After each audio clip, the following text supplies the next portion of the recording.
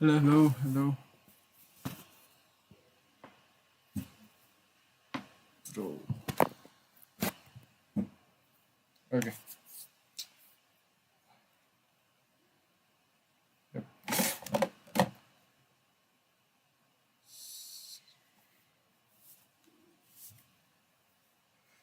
Hello, everyone.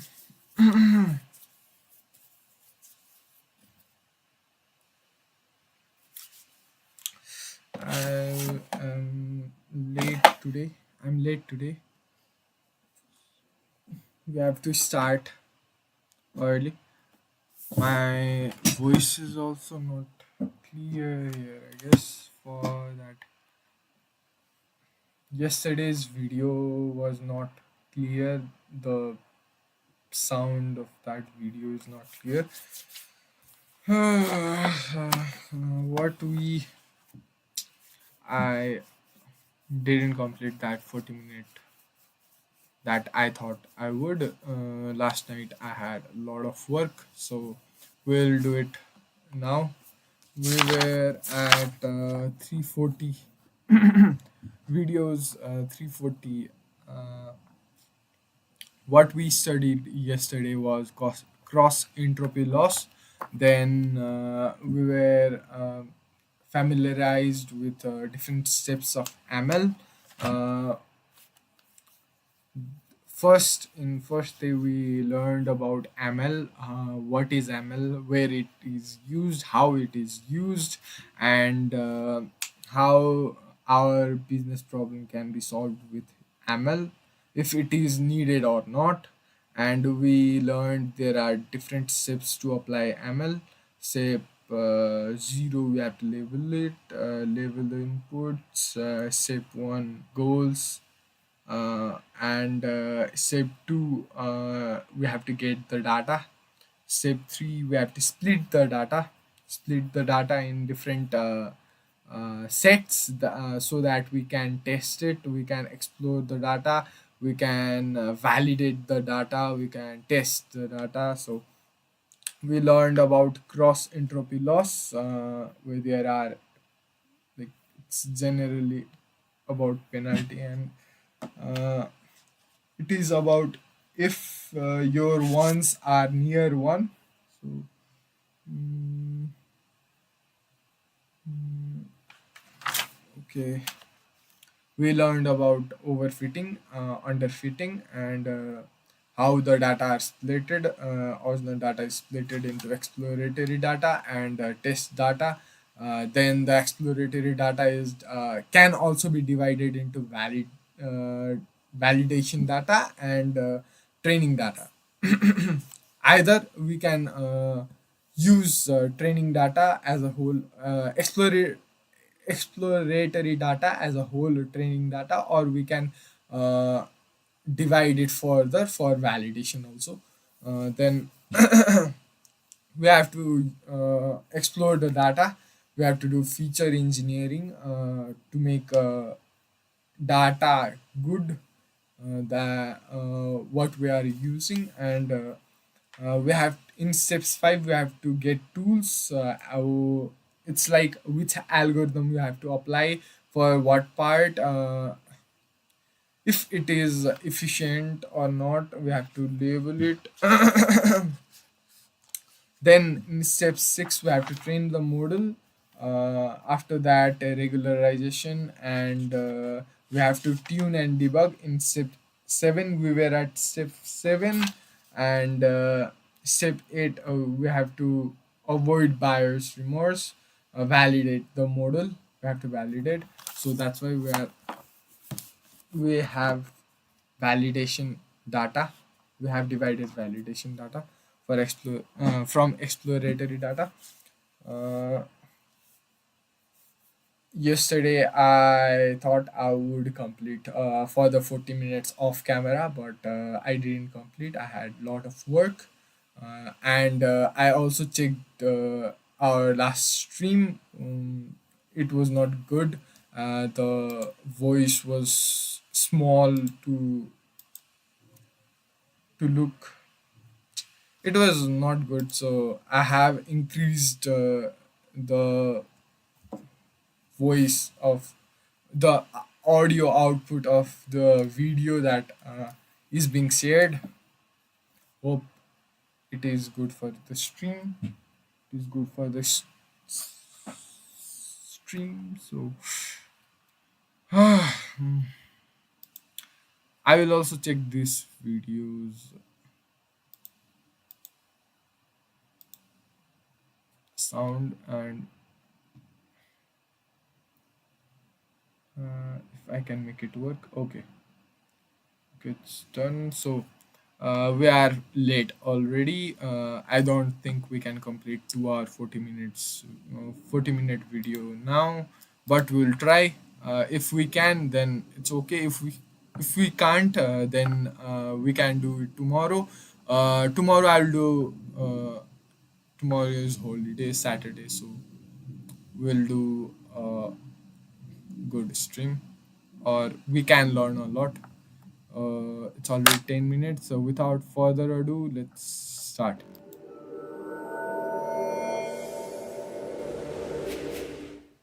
Okay, now, it's always a problem, bro. The sun is right at my face. I can't do anything about it. I can't actually, I can't do anything about it. It's gotta be there. Okay, no problem. We can look at it. Now, first of all, I want to check the outcome. I want to check how the audio is coming. Okay, so let me give me some minute. Future me, give me some minute. I know you will be watching this video.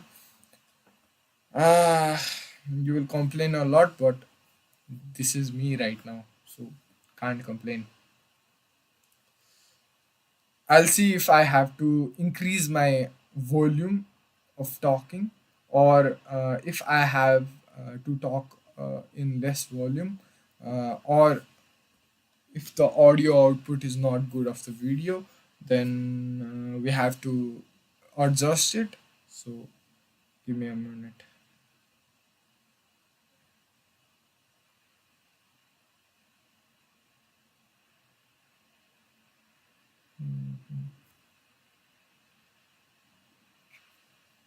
Okay.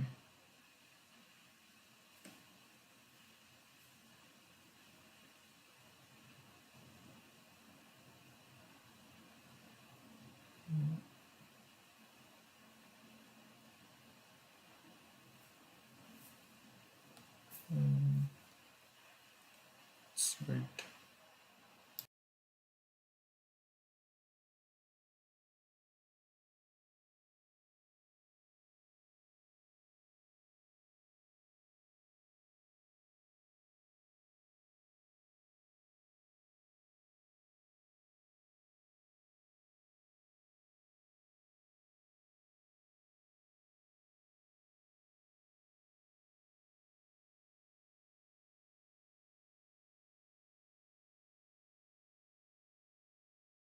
Ingredients should you use, which algorithms seem to be working better, and so forth. Validation, on the other hand, is blind. That is the whole point of validation. You are not supposed to look in your validation data, you're not supposed to learn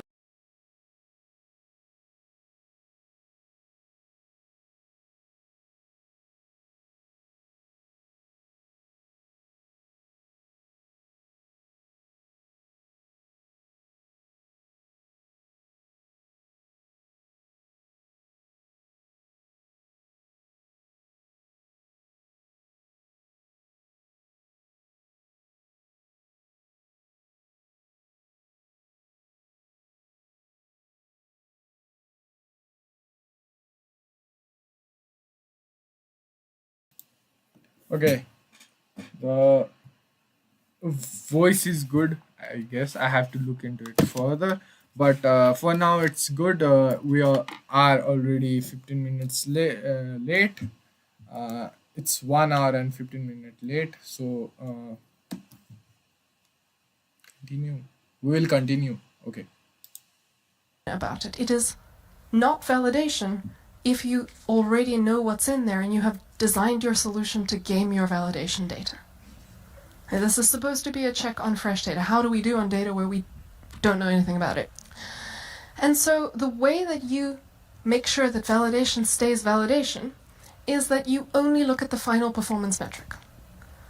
So in fact, ideally in your infrastructure, you wouldn't even allow anyone to look inside it. You hit the validation button, all it outputs is the final performance metric, nothing else. But of course, engineers, you know that if you have just fallen in love with your model and you take it to validation and it fails horribly, every bone in your body is screaming what?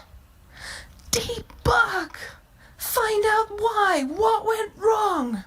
No, that's what your debugging dataset is for.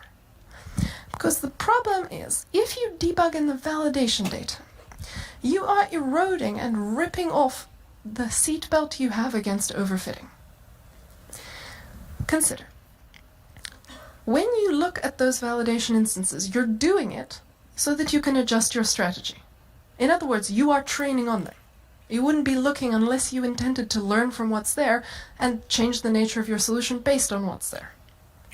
So, alright, if we are going to do this fairly, we should take any instance that we looked at and we should move it to the training dataset because we have trained on it. So, we've made the validation dataset a little smaller. If we were debugging at random, the only effect is that our validation dataset got smaller, and that might not be a big deal. But come now, engineers, who here debugs at random? What do? You don't debug at random, you go to the most heinous failures, and you examine them. And you adjust your solution to beat the hardest instances. Well, alright, what are we going to do with those instances? If you take them out and put them into training, your validation dataset is easy to beat. You've just taken the hardest examples out. Yes. If we leave them in, you already know what they are, and you're going to go and adjust your solution so it wins against them. So when you check performance and you find out that you have good performance, you have exactly fitted it to those few data points. Yep. That's overfitting right there. Yes. So there is no way to win here. If you want a validation data set, and you want to do validation, you have to only look at that final performance metric. And of course, I really endorse your desire to debug. Do it. Just do it in the debugging dataset. If you want to do debugging, have one for it. If you want to do really high quality debugging, have an entirely separate, very large debugging dataset. But just keep your debugging out of validation and out of testing. And don't have illusions about thinking that you're still validating if you routinely use your validation set for debugging.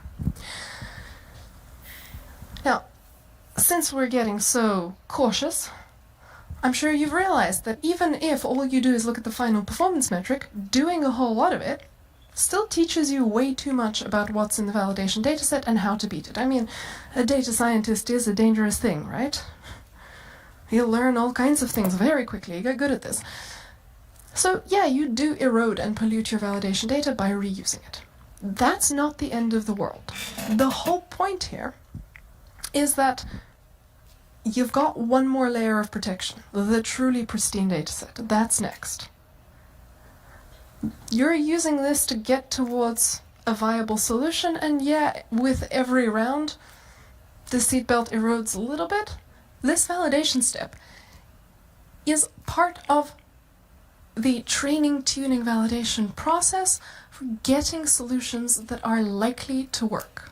The test step is the question of, do we use them or do we have pens down? So this is something that helps you succeed on your exam, students. You can cheat, you can mess up here, that's fine. There is a final protection for you. This will just make it more likely that instead of leaving your project empty-handed, you end up getting something good. It will erode as you go on, but there is a later protection for you. When I was first designing this course, I did a survey of over 100 machine learning researchers and applied machine learning experts at Google.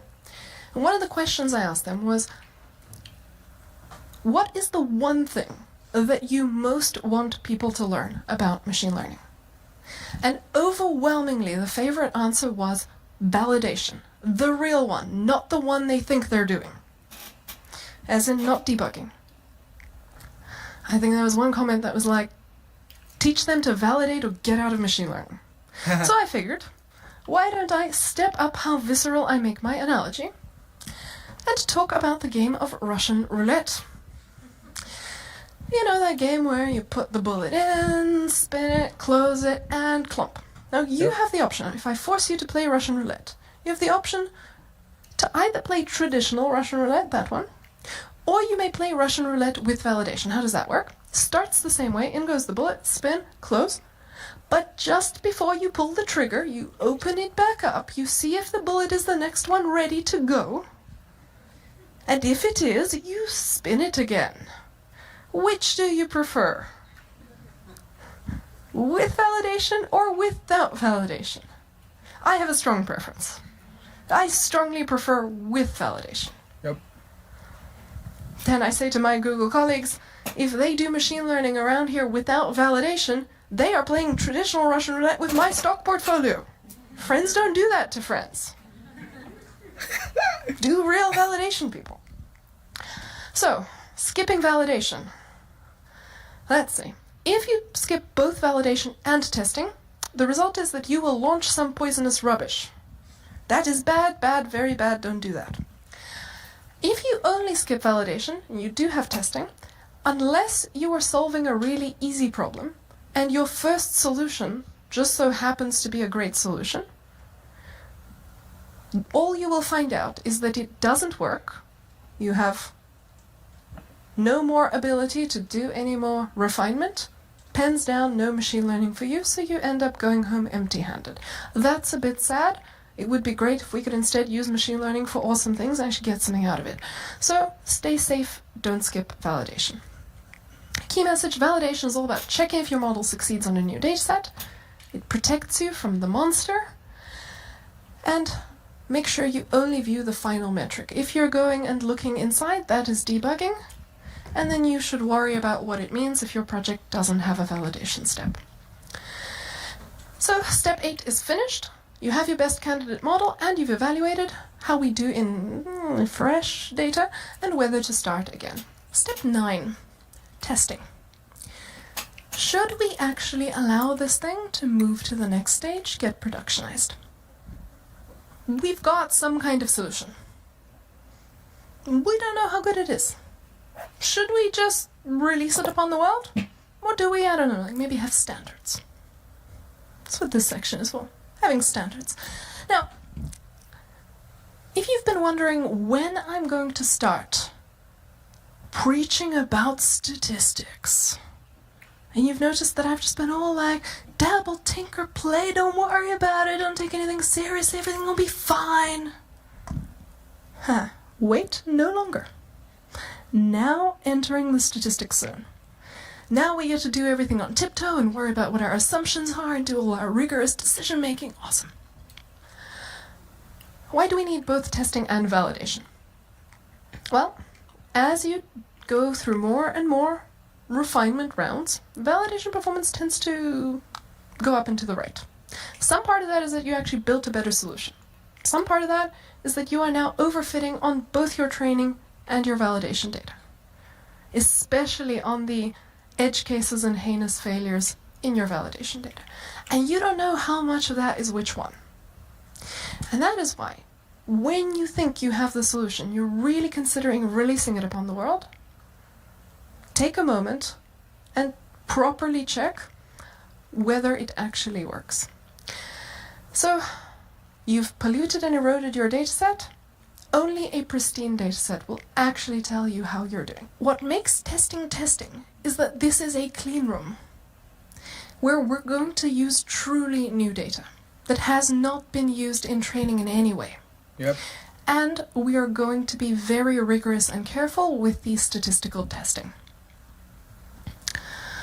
So this is a dataset that hasn't been in play yet, that we have held under lock and key this entire time. Now, one time and one time only, we unlock it, we get the result, and either we get to take our model to production, or no more machine learning for us.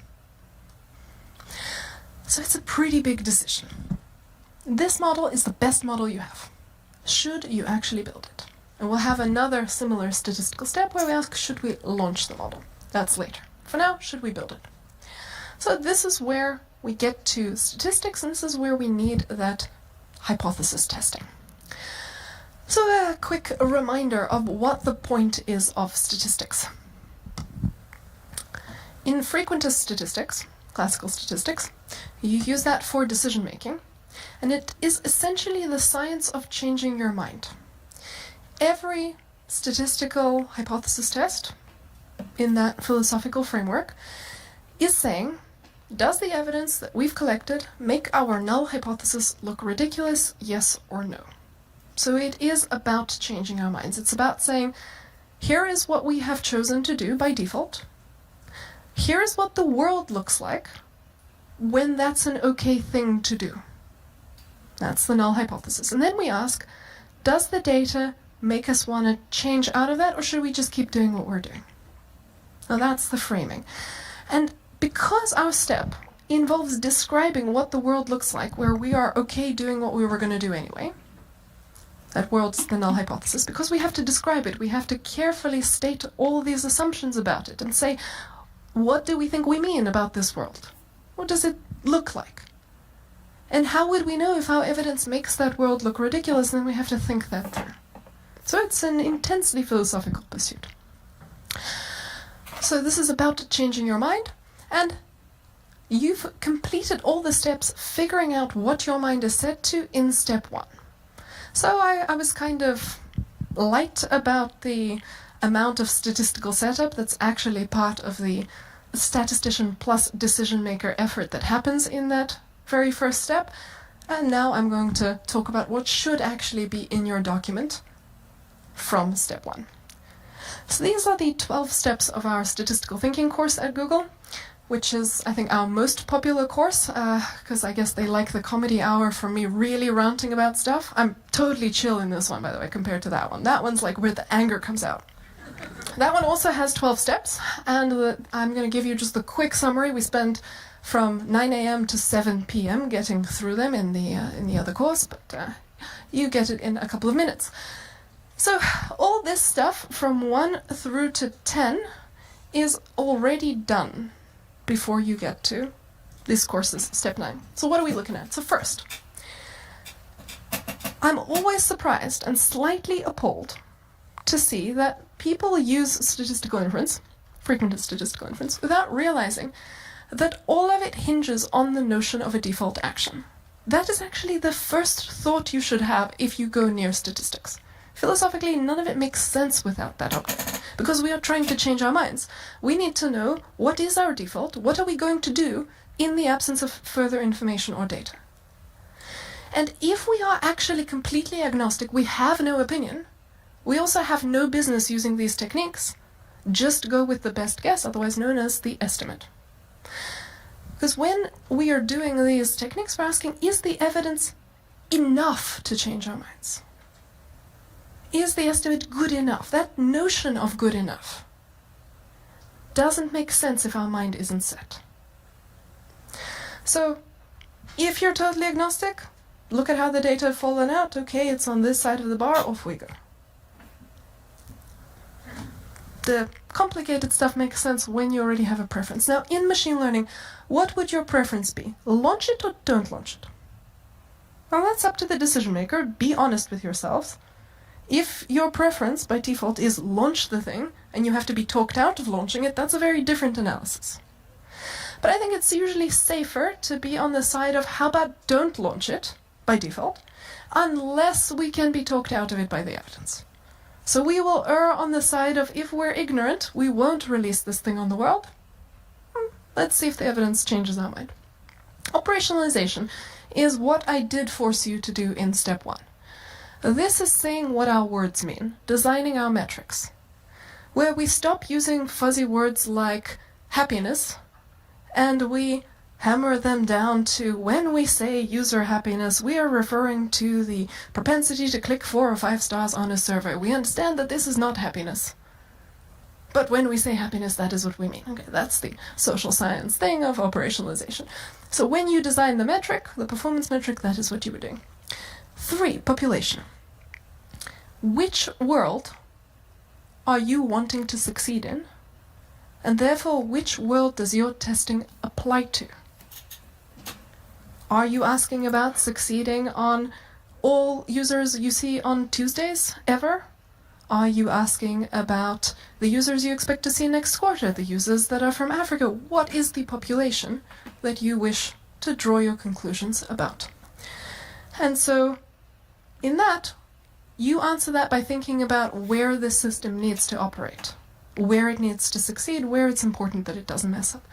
Simulation, this is an optional step where you're going to go and make some pretend data and try out statistical testing methods and see if the data required by those methods is actually available to you. Do you need to change your logging? And that is also the point when you can bake in the story that you think you have, like, I have a great system, here's its performance, cat, cat, not cat, etc. Can I recover that story? Do I get the right result from my statistical test? That's optional, but in the really complex testing situations, statisticians will tend to do it. Your data strategy. All this has even happened before you've thought about your data ingredients. So going to step 2, how are we collecting them? Or if the data's already collected, what's the history of that? Let's look at some of those data pipelines. Were there any bugs? Is anything wrong with it? How are we going to get the data about the population that we're interested in? Then, assumptions, assumptions, assumptions. The decision maker has to lay out all the assumptions, not just the mathematical assumptions, but assumptions like our logging works, or all the users that we're seeing here are actually all our users, and there is no kind of thing that's missing a whole component of them accidentally that we don't even know about. Hypotheses. This is translating a combination of your criteria and your default action into statistical language. You're saying, under what circumstance are you happy to keep doing what you're doing? And what does the opposite world look like? And you're saying that mathematically. Method selection. Which statistical methods are appropriate, and maybe a statistician has to stitch that together for you. Luckily, in a machine learning setting, typically, the statistical testing is actually pretty easy.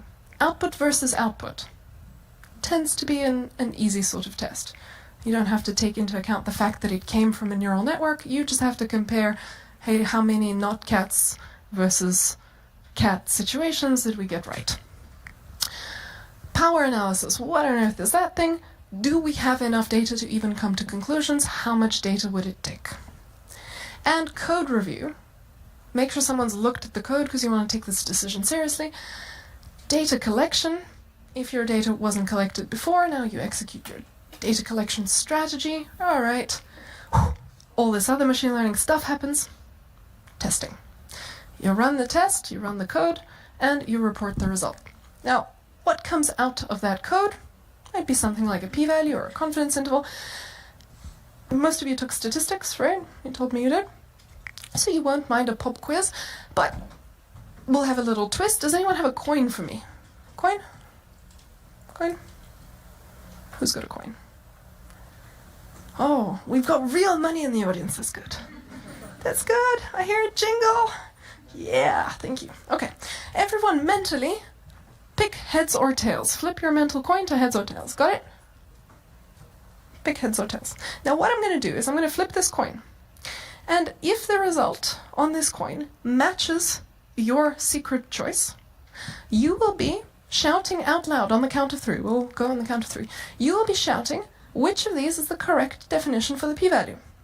If there is a mismatch between the coin and your choice, you will be shouting which of these is your favorite letter of the alphabet. And no one will know which one you are answering. So you are immunized against ridicule. Because as far as the person next to you is concerned, you are simply telling us your preferences. Yes. So, everyone please shout out and please answer the question assigned to you by the magical coin. So take a moment, decide what you would pick if there's a match. And of course, if you haven't heard of p-value, you must guess. And pick what you would shout if there is a mismatch and you have to choose your favorite letter, to make your peace with fashion now. Take a moment.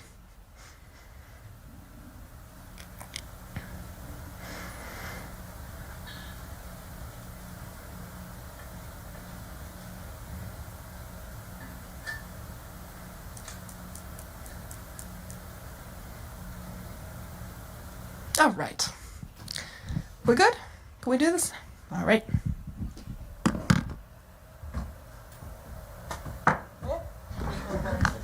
We'll have a volunteer do it. All right, what we get? Where you can see it. Okay. That is... Oh, is it? I can't tell what this is. It's a tail. Tails. It was correct. It does not. Look at it. It's not a trick coin. It's a tails. Yeah, okay. So, if you pick tails, you're telling us about the p-value. If you picked heads, you're telling us about your favorite letter of the alphabet. On the count of 3, everybody go. 1, 2, 3. And the answer is F. None of the above. Why didn't I hear any F's shouted at me? Now, okay, I was nastily tricking you, but look, I imagine some of you who took stats courses picked tails, so I imagine some of you were attempting to answer about the p-value. And so I am appalled to see. Are you entirely forgotten what this thing is? Actually, that's pretty normal. I'm not really sad about that. That's probably a sign of healthy psychiatric functioning. What I am appalled by is that whoever taught you statistics did not impress upon you that the p-value is something so complicated, its definition cannot possibly fit on one line. So all of these must be wrong because they are short and pithy. This is a mistake that people make. These statistical concepts, both the p-value and the confidence interval, they are not designed to be pithy to talk about. They are designed for reporting the outcome of a hypothesis test. And the thing that's supposed to be short to talk about is, based on what I see there, default or change. That's short to talk about. The meaning of what this object is, though, is crazy complicated and it's designed that way. And don't make the mistake of trying to understand it in a pithy way. And if you leave this class today and you report a pithy understanding to your friend, you have missed the point. And if someone else attempts to explain it to you in one line, they don't understand it. Great. So let's actually see what this p-value thing is. Whoa, look at that word salad. So I'm going to read this out. And I'm going to read it out only so we can wallow jointly in the length of it. And what you're going to be watching for is, can she do it in one breath? Or will she have to take a breath in between? Okay, so here we go. A p-value is the probability of obtaining a sample at least as extreme as the one we just observed in a world where the null hypothesis is actually true. I did it. And that probably felt reasonable and sat on your minds and slid off onto the floor. And none of that went in. Fair enough. You got 2 choices. Either you can really try to understand it, and then you have to, go wrestle with the philosophical meaning, and you'll at best have a tip of the tongue feeling about it if this is your first exposure. Or you can say, fine, I won't understand it, I will just agree to use it appropriately, and make sure that I use it safely every time. Okay, so if you just want to use it, here's what's up. Don't worry about what it is. Let's see what it does. When it is small, it makes your null hypothesis look more ridiculous. The smaller it is, the more ridiculous your null hypothesis is. That's not what it is. It is something complicated. That's what it does. If you want to understand it, let's use an analogy to get at this. In a nice modern society, what default action should we take with respect to the suspect of a crime?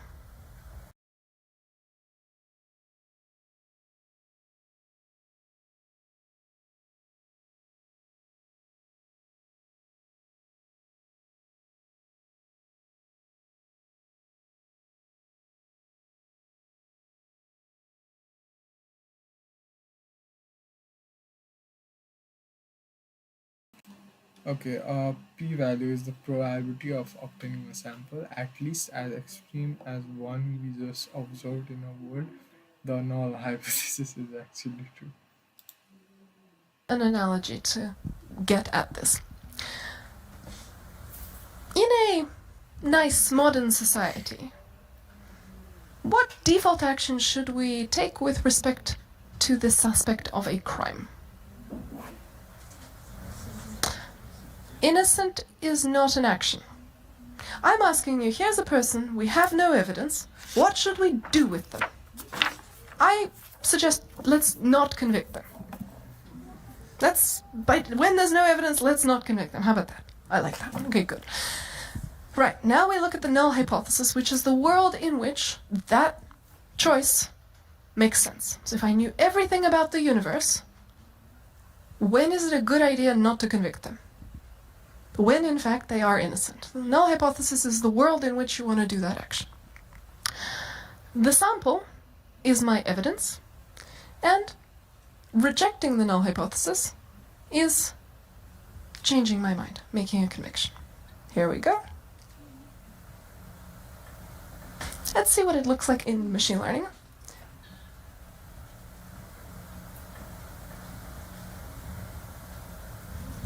Alright, now let's look at this word salad again real quick. A p-value is the probability of finding at least as much damning evidence if the person or dog is actually innocent. So here's how this goes. You come home and you discover this in your kitchen. And imagine it's your dog and your kitchen, otherwise it's a bit stranger. So this is in your kitchen. To compute a p-value, you have to have incredible self-control. You have to take a big deep breath and go, okay, Fido. I'm gonna imagine that you are innocent. You did not go sticking your head in the garbage bin. Okay, you're innocent. Now, in this world I've imagined where you're innocent, how surprising is this evidence? Or something even worse than this. How much would it surprise me? And if you live with an 8-year-old, maybe you answer not so very surprising. Perfectly plausible that 8-year-old put a new collar on doggy. And then you will say, I learned nothing. I don't know if you're innocent or not because I have no compelling evidence. But say you live alone, just you and Fido. You can still imagine a way in which that evidence or something even crazier happens. Maybe your crazy next door neighbor climbs in through the window, runs all around your apartment, puts the bin lid on the dog's head and out the window again. This is possible. It's just not very probable. The probability is so teensy tiny that squinting at it makes you feel ridiculous. And so you say, Fido, I find you guilty of digging around in the rubbish bin. And that probability of seeing evidence that's at least as bad as your evidence, in the world where you should have cheerfully done your default action, that is what the p-value is. And similarly in this machine learning setting, and I'm hoping A p-value is the probability of getting a test performance at least as good as ours if the model is actually garbage.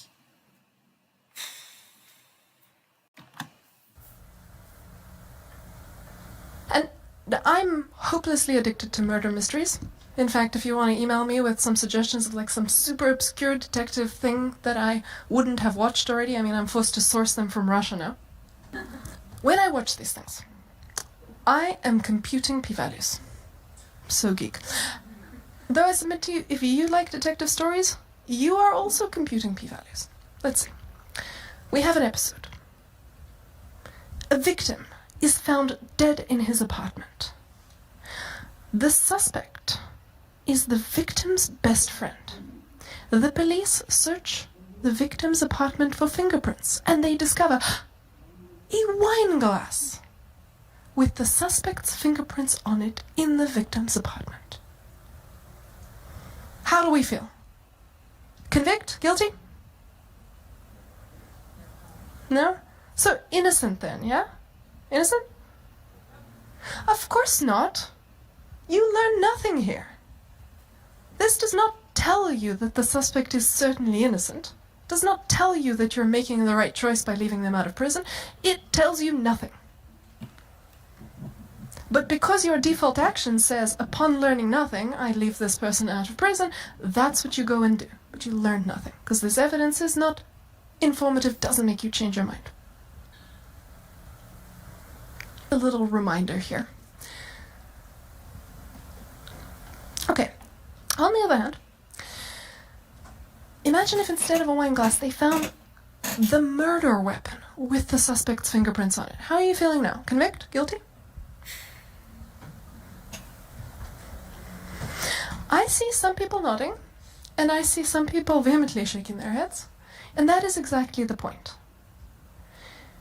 You are comparing the strength of this evidence against a threshold that you have set for how much evidence you require in order to pull the trigger, if you will.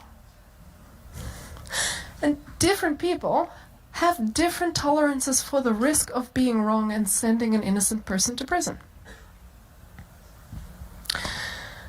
And so when you do the testing, kind of the whole point of the procedure is that way at the beginning, the decision maker gets to say, here is where I set my tolerance for the risk of making a mistake.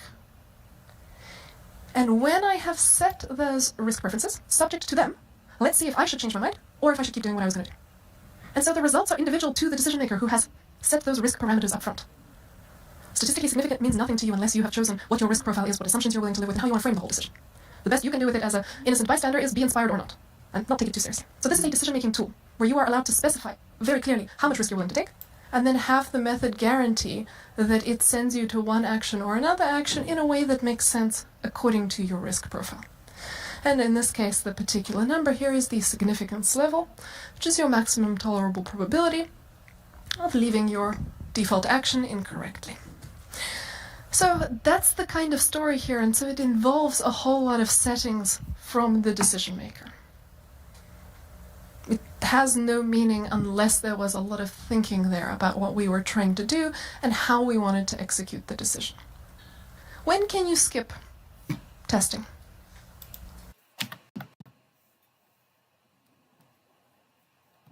From the decision maker.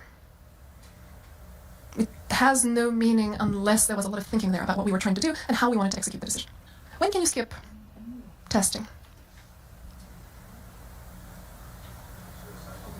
If there is no decision to make, if you, the decision maker, have said this isn't that important, I'm already going to go with building it no matter what, you don't have to do this. But if it matters, and if you want to control your risk, then you want to go and do this stuff. That make it sound like a very short part of this course, just because it's another course that covers all of that. It's actually a much huger piece.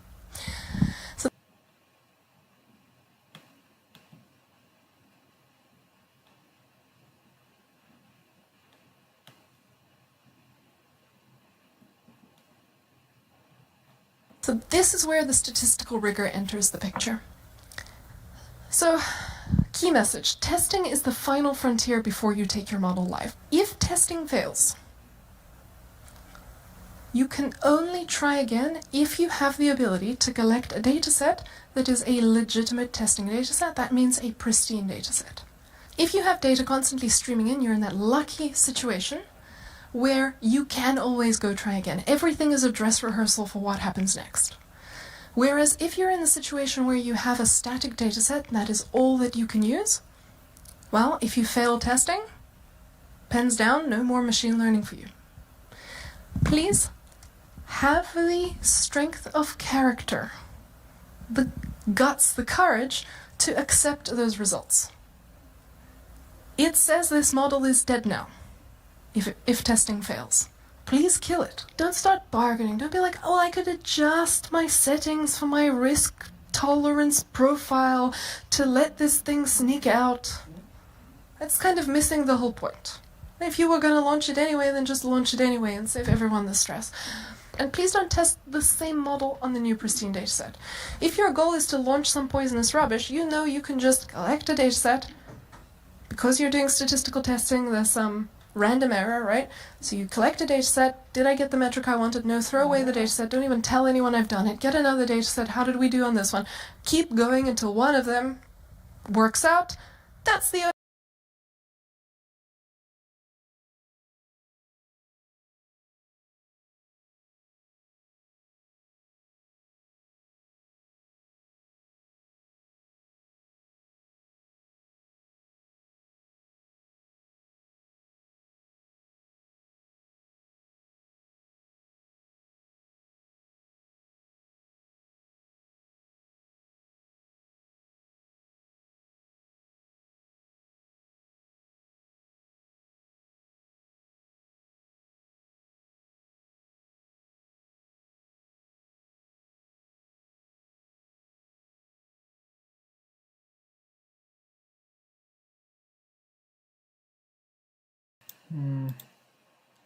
I came back.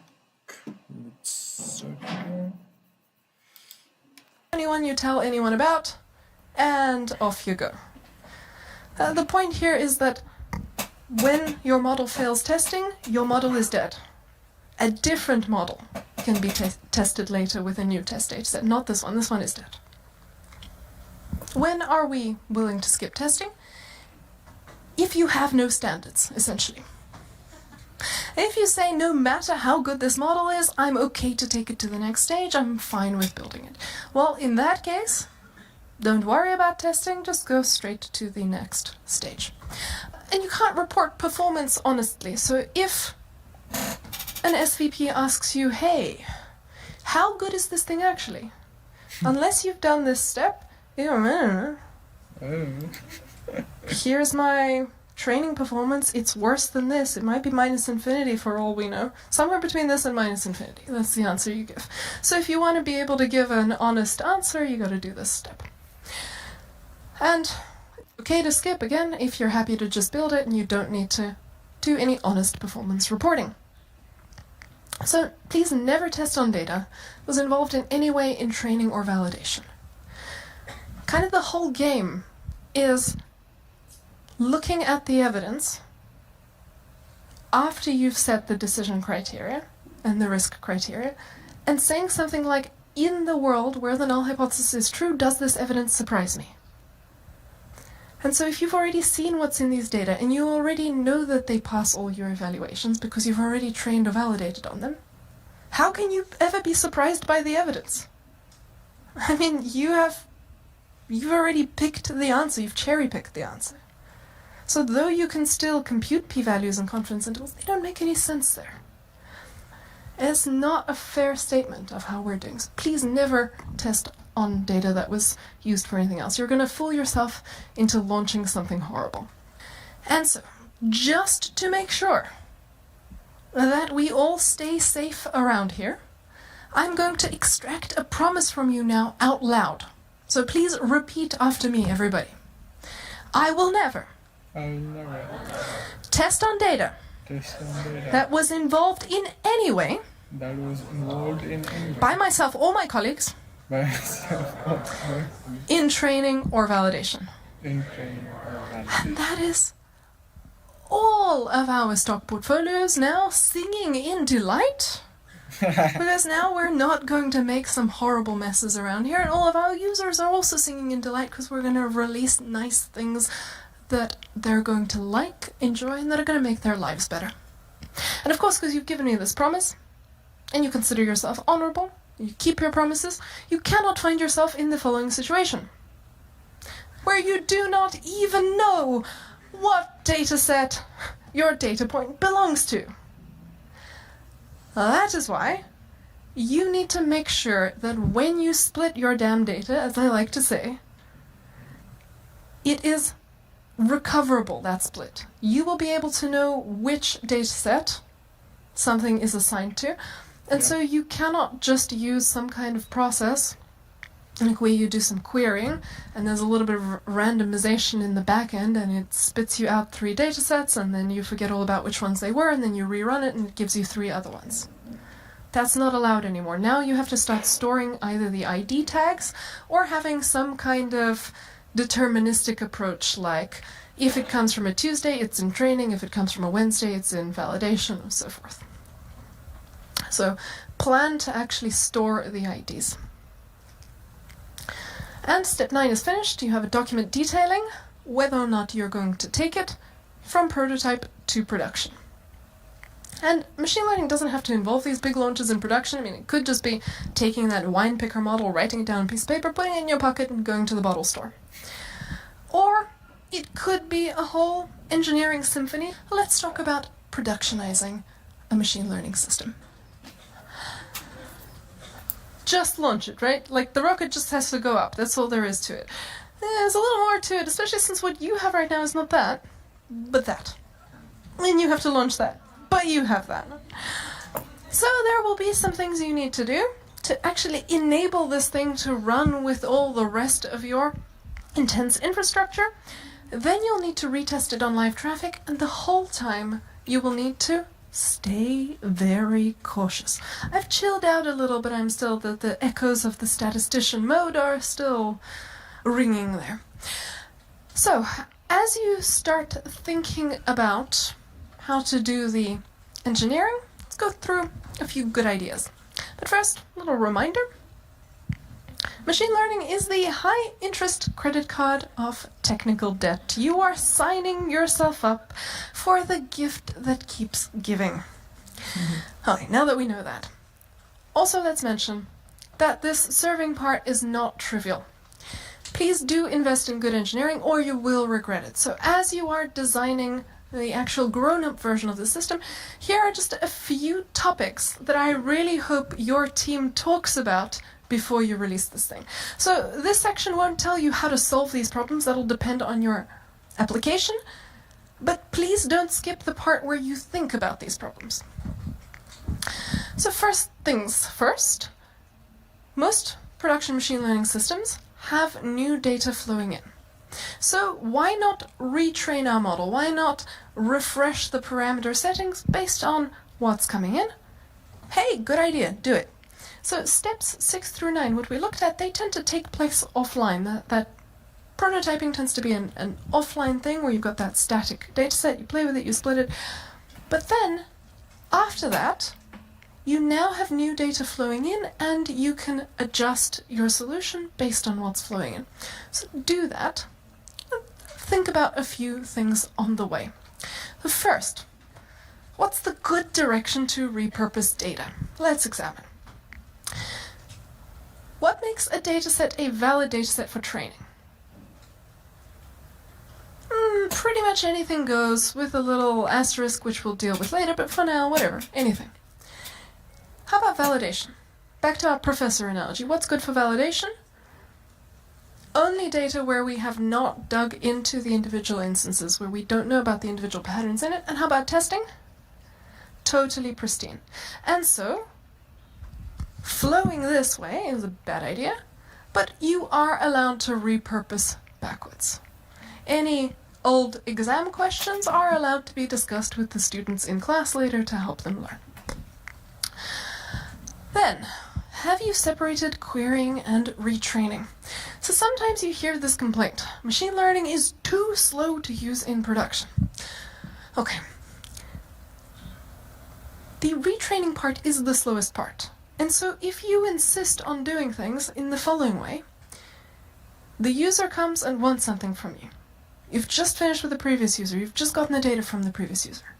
If you now take that data point and you start retraining the whole thing based on that data point, and you say to current user, whoa, we just have to wait 5 minutes while I make my adjustments, then of course the user is going to be long gone. So instead, what you should be doing is keeping these things separate. Retraining is happening in an attic somewhere where the users are not seeing it on the fly, unless you have some specific algorithm that's really, really fast. But if you don't, separate the two, retrain over there in the attic, and then when the egg timer goes ding, new model is ready, test it, of course, and then plug it in, change the engine in flight so no user ever sees the bump. So you don't have to think of this as a bottleneck piece in your pipeline. Please know the speed of your retraining? How long does it actually take for this algorithm to update itself? Are we talking a weekend, a minute, a second? What is it? Because that'll determine how you want to do the engineering there. And then you want to think through the frequency of retraining and the data. You want to think about how fast your world is changing. So we've already seen this sentence. The world represented by your training data is the only world that you're going to succeed on. Mm-hmm. You should really bear that in mind. And in addition, you should always think about whether the world that you are asking your system to learn from is actually the world you want it to learn. Is it relevant? So when you think about the frequency of retraining, you're thinking about how quickly your world is changing and sliding away from what it used to be. So for an application like spam detection, the spammers are trying to mess with you all the time, and they're changing their approach very rapidly, so you will have to change your machine learning solutions rapidly as well to stay current. If you say, oh, I'll just retrain this thing 2 years later, I'll leave it for now, by the time 2 years roll around, you may as well not even have any kind of spam filtering. On the other hand, something like language translation, well, language doesn't change that quickly, and you don't need to try to retrain that language model every day. So you want to retrain kind of just a little faster than the speed at which your world changes. So the speed with which your world changes kind of determines the frequency you require. And then you could go a little faster than that if you're rich in terms of computing resources. And always beware the training serving skew. The world you trained this model in is the world it's going to succeed in. Sometimes your training validation test data set that you use for prototyping just isn't like the data that you deal with live. And so that means any model that you've already tested, well, it works, just works in a different world. Works in the world you tested it in. And maybe it doesn't work in yours. This is your other nightmare. The first one was called what? Overfitting. Right. Training serving skew is the second nightmare. This is where you trained your model to work in some other world, and that just happens not to be the world you actually inhabit. And so great, your model works, just not in this world. In order to not be eaten alive by that, you'll need to do live testing and really think about what world you are dealing with. So, a classic example of this is fleeting changes in the data. Say you've determined that your world changes so rapidly that any data older than 3 months is just irrelevant. Shouldn't be part of your model, you only want the last 3 months. Cool. And now it's February, and maybe this is a retail situation, some retail application, and 3 months back does include Christmas. And maybe for your retail environment, Christmas is just a different planet from the rest of the year. Things are entirely different, but you need to succeed now in February. Maybe the information from Christmas is just simply irrelevant. It does more harm than good. Then you want to be able to exclude it. You don't want to have this attitude of, oh, any data I can, I want to use it. All of it is best. No, you want to get a rich representation of the most relevant world. And so if you get some rubbish that's not relevant, you want to be able to not see it. Now, if you don't think about this when you're designing your system in the first place, then maybe no one thought that it would be necessary to selectively blind the system. I have seen such stuff, by the way. And then when people go, oh, whoops, we actually want to exclude this data, they have to go and delete the data and rerun on all. This kind of thing happens especially if you don't think about what happens if your logging breaks, which it might. There might just be a day when pure rubbish is coming in and you don't want that day to influence your model. You don't want to have to go and root around and delete the original data. You would much rather just say, I happen to know that January 1st was bad, don't look at January 1st. But then you have to design the system to have that capability. Then, machine learning systems rarely exist in isolation when we get excited and everything becomes machine learning. What that means is that machine learning systems are chained to other machine learning systems, which are chained to other machine learning systems. So in other words, the ingredients to your model come from the output of another machine learning model that comes from another machine learning model. And they are all changing because they're all retraining themselves in production. But you do need to think about what it means that all the parts are moving when you are building yours. And the analogy perspective is you are a chef. You're running an industrial scale kitchen. Your potatoes might tomorrow no longer be what you think potatoes are. The bag still says potatoes on it, but inside the potato it's a completely different chemical composition. How would you run your kitchen if you knew that you had the possibility of that?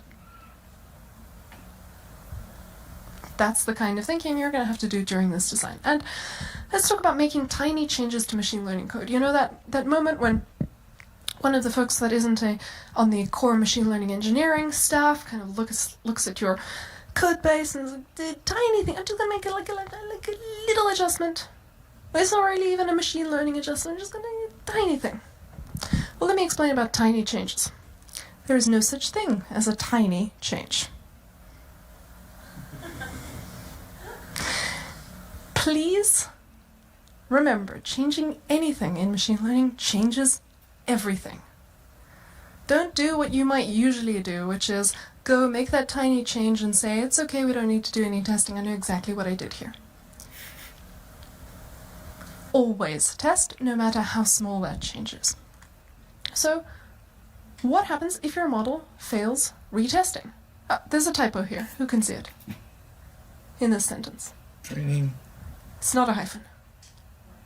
When, not if. Very nice. Yeah, this is not an if, this is a when.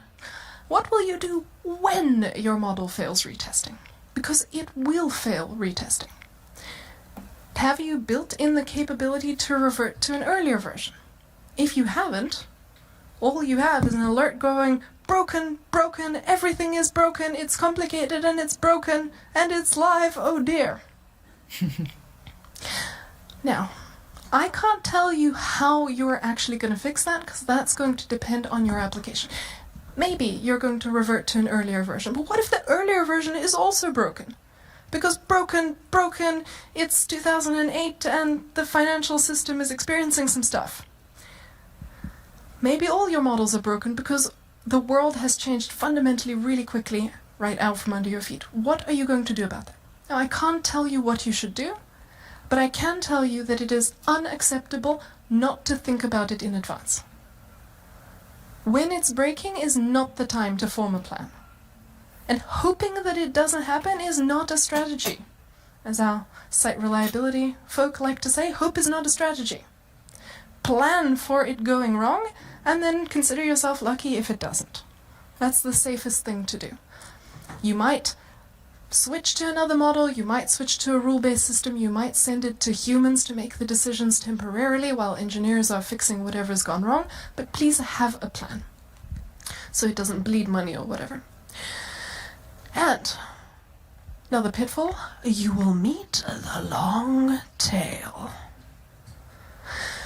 What does the long tail refer to? I suppose someone was smoking something when they looked at a histogram, and they thought a histogram where it's counts, right? The histogram bins up your data range, and when there's a lot that falls in a bin, it's high, and then it's low as there's less and less and less in that bin. They looked at this thing and they were like, that looks like an animal with a tail. Anyway, it means the counts are very low. These are rare situations, weirdo situations, data points. And chances are, whatever your prototyping was, it wasn't at the same scale that your production is going to be. So you just run this thing long enough in production, you're going to see the weirdo data points. And I have a fantastically meta story about this. Please no one be offended. So I used to do this whole song and dance about weirdos this, weirdos that. And for my example, I piloted this course with a bunch of Googlers around New York. For my example, I used to say, who here has the joint hobbies of ballet and taxidermy? And no one would raise their hands, and it would be ha-ha. And I would talk about, well, at scale, you meet the weirdos. Anyway, as I expanded this course, eventually, about 4,000 Googlers in or so, in Mountain View, after I'm halfway into a whole thing about weirdos, this and that, hand goes up. I had never planned for someone actually saying yes to ballet and taxidermy. I was like Hugh Grant in an awkward British comedy, blah, blah, blah, trying to fix it. Just digging myself deeper into embarrassment. Didn't take my own advice. I should have had a plan for what would have happened when I finally meet the person. And the point was that this actually happened to me directly right in the example that talks about it. The example was saying that at scale you will meet the weirdo who does. And then what happened was, sorry person, very good set of hobbies. And so you should expect that it will mess up, and you should have a plan for what you will do. Like, can you identify the person, store their name, and maybe send them a bouquet later or something? What is your plan for when the mistake happens? You might be able to make sure that it doesn't happen. Some mistakes that you don't anticipate will happen. These systems make mistakes. Have safety nets in place that are designed to deal gracefully with those mistakes. And in general, data points that are unlike the data that you have trained the system on are going to create mess-ups for you. When the strange data comes in, you'll probably mishandle it. Are you checking whether the data points are strange? Do you have a way to do that? For some systems, that's easy. For some, it's really, really hard. But say you're dealing with something where it's easy, and you know you've never seen anything like this before. It's some kind of language translation thing from, I don't know, English to Spanish, and now there's an umlaut. Like, maybe tag that. I don't know if there's English words with umlauts in them, but, you know, maybe you didn't plan for it, right? So, tag the strange and new things, and maybe, if you identify that, have some other logic that says, careful, careful, do we have an alternative way to handle this situation? Maybe it should tag that for you to review later, or maybe it should even consider switching to manual operation for that situation because it knows it can't handle that situation. That data point is too different from every other data point that it has seen. But most of all, think about whether you will fail gracefully if the data are completely different. And if they start coming in rapidly because the world is changing very quickly because aliens have landed or something, will your system detect that fast enough for you to be able to stop the damage? Your system only works in the world that it is designed to work in. When that world changes, you'll have problems. So please plan to fail gracefully. And one of our final questions, how will you prevent embarrassment? And the answer to this is partially. Things will happen that will embarrass you because you won't be able to think up all the ways things can go wrong in advance. Here's some examples. You decide to train a system to converse by chat with your users like humans do. And what you do, you grab a whole lot of real examples of human speech, human texting conversations to one another, and you train your system on it, and then you release it to talk to your users, and you are surprised when it embarrasses you by learning profanity and using that upon your users. You could have seen that coming. The world represented by your training data has this stuff. The system learns that world. It doesn't have any of the additional things like good judgment if you didn't build that. That's just a pattern finding thing. It doesn't think. So don't be surprised when it starts using that on your users. Now, some of you could have seen that coming. Maybe others wouldn't have. And if you get caught by surprise, what you don't want to do is be in the situation where you have to say to your team, okay, gather around, let's figure out how to fix this next quarter. And in the meantime, here is this thing cursing out your users. No, you want to be able to fix it immediately. And in order to be able to do that, you need to build a policy layer. And that policy layer needs to grow up alongside your system. So what's a policy layer? It's a little like the filter that we develop as people. When you're 5 years old or whatever, you may look at someone's outfit and you may blurt out, oh dear, what are you wearing? That's a ridiculous outfit. When you are a grown-up, you still think that. It's not like you don't think that. But now you have a policy layer, a filter, where you're like, just before I blurt that out, should I actually output this output? Maybe I should instead say, how about that weather today? That is what a policy layer does. It checks the output. It doesn't go and tamper with the learning. You still think it. But if the output is unacceptable, clips it out. And so you build this thing in a way that is really easy to interact with the policy layer so that when the embarrassing thing happens, you can go and adjust the policy. Okay, from now on, anything that's in this list of swear words just isn't allowed out. Okay, for now, we've staved off embarrassment. And then that's just fixing, of course, the symptom. You want to go and look at retraining and fixing the underlying thing later on, and that is what you gather your team around to think about how that will be done by next quarter. Here's another example of the same kind of thing. In this country, when users buy a baseball bat, what do you think is the most likely item that they buy alongside the baseball bat? A baseball or a glove or something like that. Something for playing the game. Now imagine a fictional country where they don't play baseball, but they have a lot of crime. In that country, what do you think is the most likely item bought alongside a baseball bat? Now, this is not a nice world that I have made up for you, but it might just be the reality. Do you want to blurt that out directly at your users? Or do you maybe want to be able to have a think about it? Here you are, who's used to baseball in America, you've gone to this country on holiday, you maybe want to play baseball with your new friends, you go to the shopping website and here it tells you this. You in your cart is a baseball bat. Recommending. Users like you, would you like to consider buying a balaclava? No one wants that situation. So, please, when you're building these things, if that does happen to a user, they will probably start posting about it, and then social media explodes, and then everyone is trying to poke at your system and find all its funny failures, and that gets embarrassing really quickly, so you want to be able to shut that down. In general, the solution that we're coming around to is building safety nets in the form of policy layers that sit on top of your machine learning system's logic and check whether what it's about to blurt out is acceptable or not. And if it isn't, suppress that. If it looks like a curse word, just don't let it out there. And make sure that you are building this policy layer alongside your other productionization efforts. Build this policy layer so that it's really easy to interact with it instantly. So that when the embarrassment happens, make it so that it can't show up again. Otherwise, everyone will be trying to get your system to do this embarrassing behavior and then blogging about it, and everyone is laughing at you. So you want to be able to deal with it instantly, fix the problem.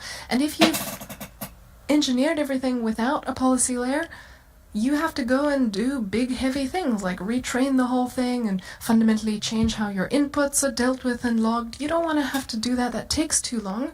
You might want to do that later to fix the underlying problem, not just the symptoms, but in the meantime have a way to deal with the symptoms so you're not hurting your users or embarrassing yourself. Policy layers, those safety nets, they keep everybody safe. So make sure that you have that on top of your system. And again, you think about where the fix is most reliable also. Think about how you might prevent a kid from using profanity. Option 1, try to shield them and don't show them anything that might teach them something bad. Or option 2, let them see everything they want, but the moment that word tries to bubble to the surface, clipped out, can't even be uttered. Which one is the more reliable fix? It's probably the second one.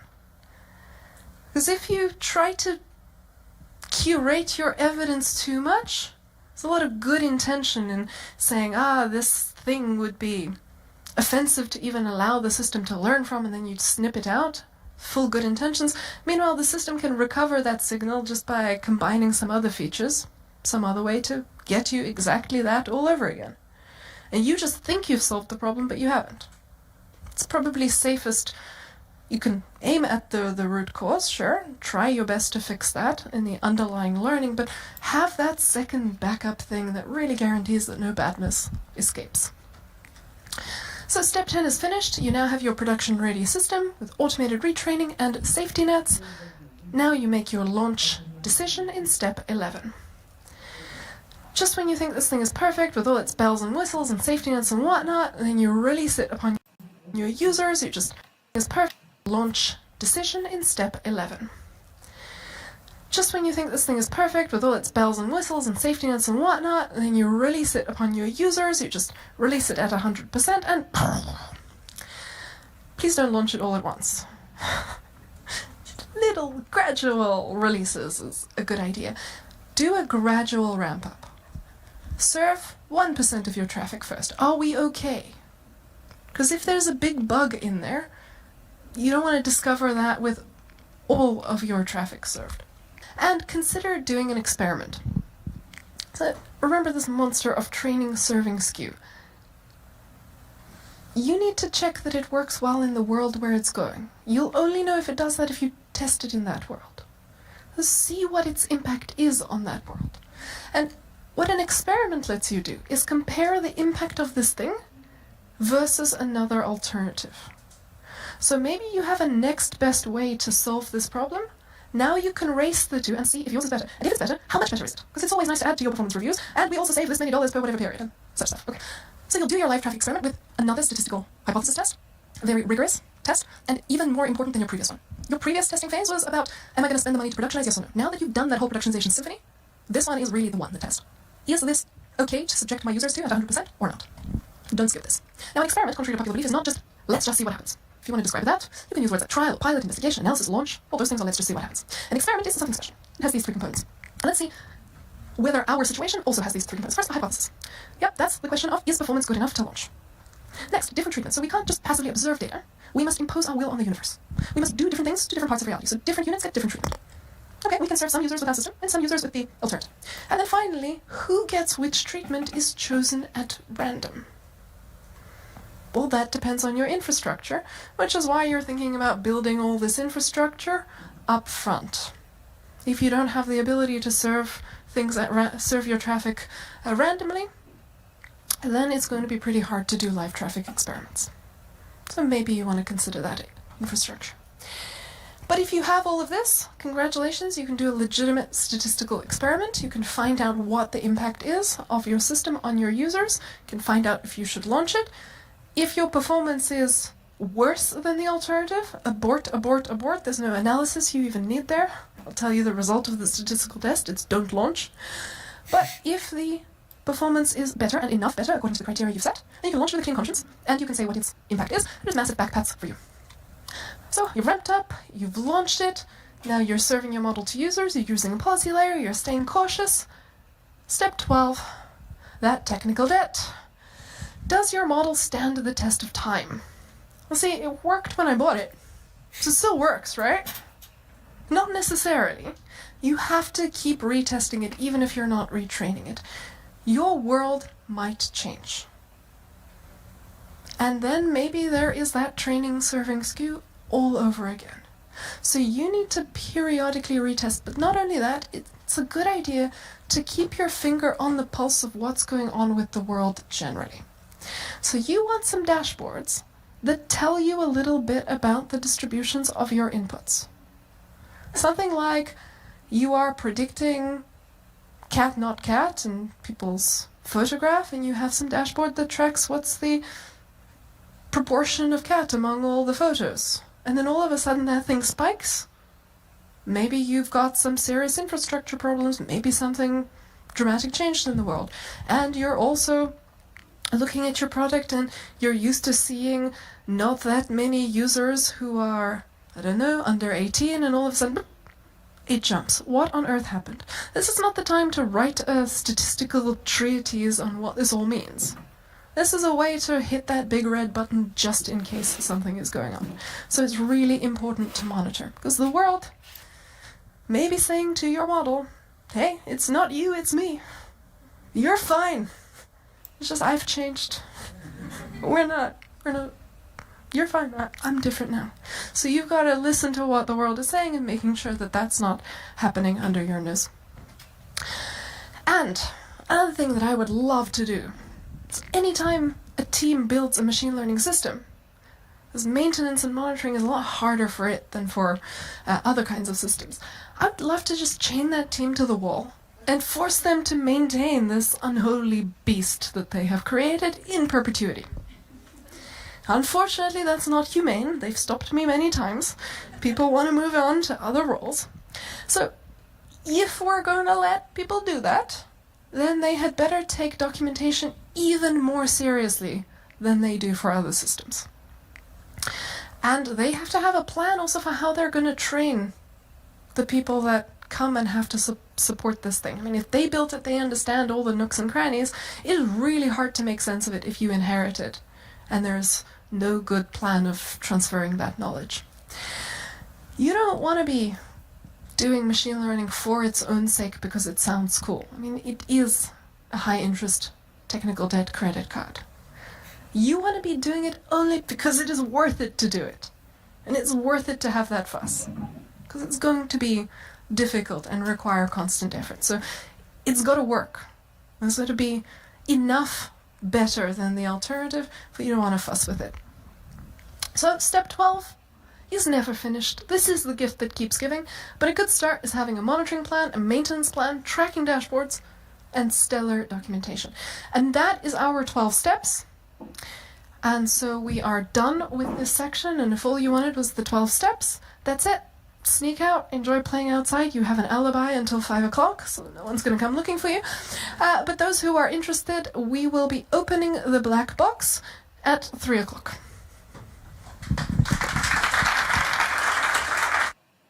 My brave survivors. You don't want to play outside?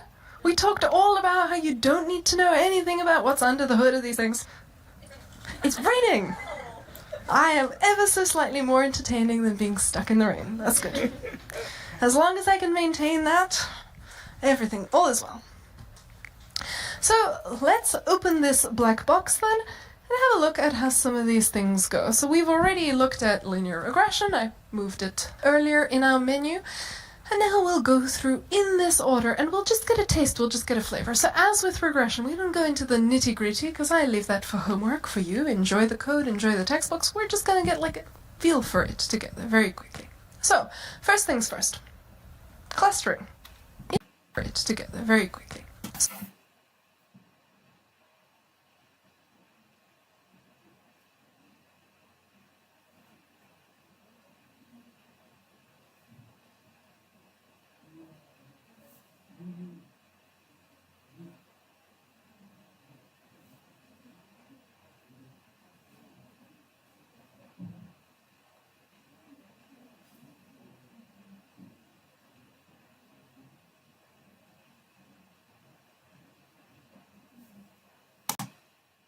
So, first things first. Clustering. In a nutshell, this is about birds of a feather flocking together. Our example algorithm that we will look at is k-means, and we've already seen this idea earlier in the course. Here are some photographs, and then we said put like things with like, and our clustering algorithm made two clusters based on cat 1 and cat 2, or maybe based on is the tongue sticking out, or is the tongue not sticking out, sitting, standing, cat selfie, not cat selfie, or what have you. That's clustering algorithms. So, for our example, do you see any clusters here? I see some clusters by eye, sure, something like that, yeah? Okay. Could we have done this without having labels? That is a trick question to see if you are paying attention. There are no labels here. So, of course, this is unsupervised learning. All we know about is the ingredients, and we are finding those clusters ourselves. Could we have done this without using our eyes? Sure, otherwise what are we doing in this section? So, welcome to k-means. The K in k-means stands for the number of clusters that you are requesting. So this is up to you. When you are using the algorithm, you are ordering as if from a menu, I would like 3 clusters, please, or I would like 2 clusters, please. That's the K. What about means? The means are something like centers of mass or gravity. So don't worry about what the math is behind centers, just think of that kind of as a center of gravity. And your intuition for it will be pretty good, actually. I'll be computing them for you, but I'll be having you guess first where it's going to be, and you'll notice that you'll get the hang very quickly of what this object means. So the technique begins by sprinkling some labels throughout our data entirely at random. Boom. We have a blue cluster and a red cluster. What do you think of the clustering? Looks good? Nice clusters? Yeah, I don't like them either. Let's compute the centroids, shall we? First, do you think that they will be close together or far apart? The blue centroid and the red centroid. Close together? Sure, because there's quite a lot of points and they were assigned at random. There's no particular reason why all the reds have to be in one place with a very different center of gravity from all the blue ones. Fine. Wait, do you think it's going to be slap bang in the middle here or somewhere else? Maybe pull a little bit towards where there's more points. So a little bit down and left, yeah? There? Something like that. You'll get closer, don't worry, as you see more of this. Okay, what's next? We will forget why all the reds have to be in one place with a very different center of gravity from all the blue ones. Fine. Wait, do you think it's going to be slap bang in the middle here or somewhere else? Maybe pull a little bit towards where there's more points. So a little bit down and left, yeah? There? Something like that. You'll get closer, don't worry, as you see more of this. Okay, what's next? We will forget the old cluster IDs. Boom, forgotten. And then we're going to do something of such astounding brilliance you will never see it coming. We're simply going to give each point the color of the centroid closest to it. So, red or blue for this one? Red! Red or blue for this one? Blue! How about this one? That is why we let the machine do it. It is better at this than you are. Turns out that's right. How do you feel about the clustering now? We're getting somewhere? Yeah, looking better. Let's keep going. Let's recompute the centroids and take a moment to guess where they're going to be. They're going to be far apart or close together? Far apart, and how are you doing? Yeah, Okay, you kind of get what these things are now. And again, we forget the labels. And again, we do the same thing. ID of the nearest centroid.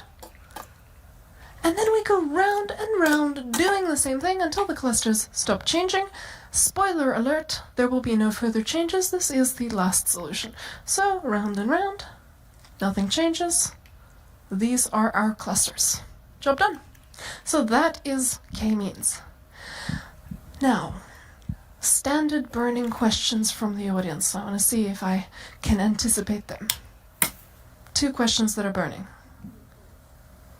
How do you pick K? That's not on my next slide, so I'll address that right off the bat. Depends if we're doing analytics or if we're doing machine learning. So again, you can use the same algorithm for different applications. If you're doing analytics, you don't know what you're hunting for, you're just trying to get inspired. So what might you do? In a loop, K equals 2. Anything interesting yet? No, how about K equals 3? Anything interesting? How about K equals 4? And you look at the results every time and you see if anything feels compelling to you. It's a pretty nice approach to data mining. If this is a machine learning application, you know exactly why you are trying to do this. Maybe you have some kind of nice app where the users put pictures of themselves and their friends. And then, based on the photographs for everyone's amusement, in some way it splits that into 2 groups, puts party hats of different colors on the 2 groups, and says these are your sports teams for beer pong or something. Then you know what the purpose of that app is, and you've just said it's 2 teams that you're trying to make, so then fit for purpose, 2 will be the split. It depends what you're using it for. Other questions?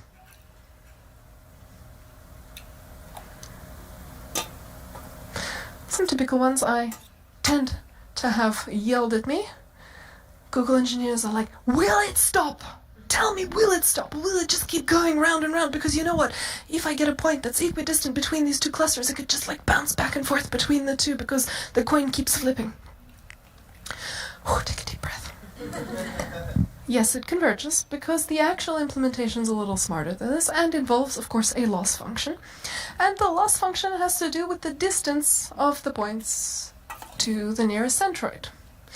And so, even if the point is equidistant, well, the distance computed is still the same, so the scoring for the loss function is still the same. So even if the point flip-flops from blue to red, it still considers itself to be finished and will stop and give you the answer.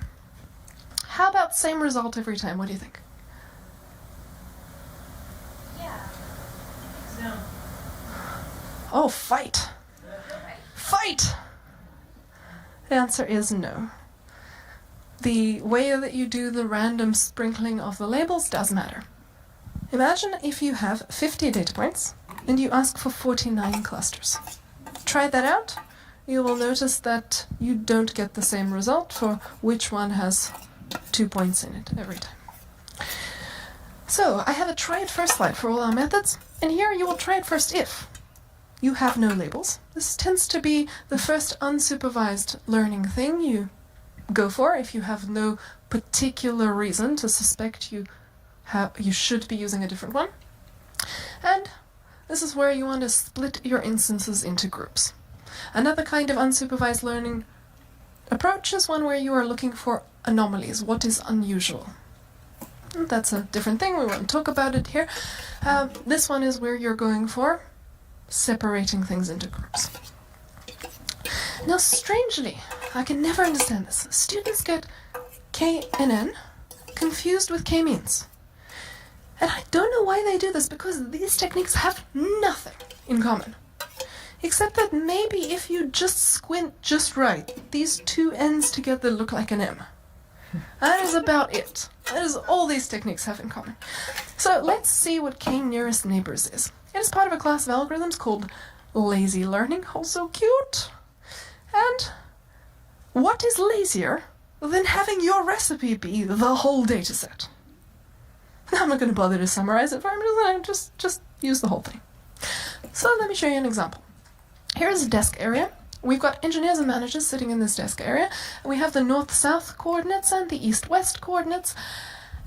And we'll see this thing in action with k equals 5. So now the technique reads 5 nearest neighbors. You have no idea what's coming. That k, by the way, it is a hyperparameter. And so we'll need to tune it, and we'll see that shortly. But for now, meet Heather and Sophie, that's where they sit, and we will use 5 nearest neighbors to diagnose them as engineer or manager. First, Sophie, we will find her 5 nearest neighbors in space. There they are.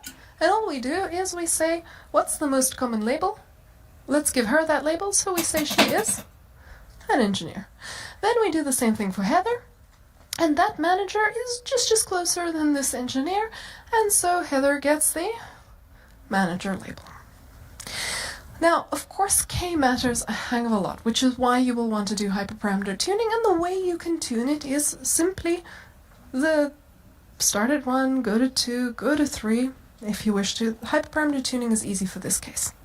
It gets hard when you've got lots of different hyperparameters that you have to deal with, and it takes a long time to rerun your model, and now you can't just brute force find the right answer. Now, let's look at the effect of K. If we set K to 15, there is nowhere that poor Heather can hide. She will get the engineer label just simply because there's more engineers. If we set K equals 1, and we have my desk nearby, and I'm a decision scientist, then, or statistician, whatever I am, then poor Heather gets that same title, decision, whatnot, even though there's only one of me. Yes. And so K equals 1 is where you get judged by your one weirdo best friend rather than the diversity of the friendships that you hold. So you will want to tune and see what's actually working for you. So this has nothing to do with K-means. This is a supervised learning technique. All the following techniques will be supervised learning. It was only K-means that was unsupervised in this list. So when do we try it first? If we've got labels. They can be any labels. They don't have to be categories. They can also be numbers. We can find my 5 nearest neighbors and use them to predict salary by finding the median salary among those nearest neighbors, right? Same kind of reasoning. And of course, we don't only have to do geographical stuff with it. We can say, who are my nearest neighbors in the audience in terms of shoulder width, maybe, and torso length, and we can use that for sizing a t-shirt. We use that to predict t-shirt size. And it doesn't just have to be 2 features, we can do this for more features, but careful. This really requires a tall, skinny dataset. It doesn't like situations where you've got too many features and not enough instances. It really suffers from what is called the curse of dimensionality. So what is that thing? Such a machine learning term, it's great. I like to think of it as some methods really don't like it when data points are lonely in space. So let me explain. If I shine a bright light from that wall onto there, and it projects all your shadows against that wall, so now your shadows are in one dimension. You are all on top of one another and not lonely at all. Add another dimension along here, and now you're a little more spread out. Now I'm going to add another dimension. Which floor of this building are you sitting on? It's still same east-west, but now the height varies. All of a sudden you look around you, where are my friends? It's lonelier. Now I add another dimension. Which hour of the day are you doing your vigil? Now it's really lonely. And so every time I add a dimension, I don't require only the same amount of data to compensate for it. I need exponentially more people for you to have as many friends around you as you do now. And some methods are really sensitive to loneliness, and so they are really sensitive to the addition of one more dimension. Things look very empty around the data point. That is what the curse of dimensionality is about. Okay, this is great for fast model. Things look very empty around where there is, and just putting that row underneath the rest of the data set. There you go, there's your updated model. This is good when local structure is key. When you think that maybe if there's a few statisticians around, other ones just pop up like mushrooms, rather than more statisticians as we head towards the North Pole. If you're dealing kind of with the first one, This is a good bet. And in order to pull it off, you have to be able to actually store and query the whole dataset, so that shouldn't take forever. Next, support vector machines. That sounds crazy cool and difficult, and you'll be so disappointed to know that all it is about building walls in your data. Now for this section, I'm going to do a fun kind of thing. We're going to develop the methods step by step, so we'll go through actually multiple methods in this class of things. We'll make 4 of them each time we get an upgrade, and it's sort of a historical note also. How will they upgrade it through history? And the rules for this section are that we are only allowed to use one straight thing to separate our data. So maybe it's a line, maybe it's a plane, maybe it's a hyperplane. If we want to do curvy stuff, we have to go to a different method. That's allowed, it's just not in this section. So, our application.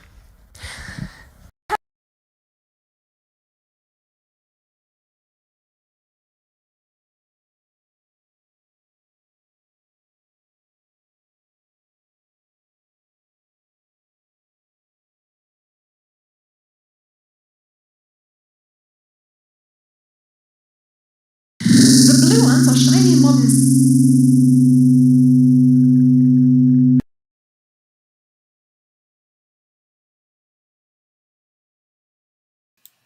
Oh, I can't actually.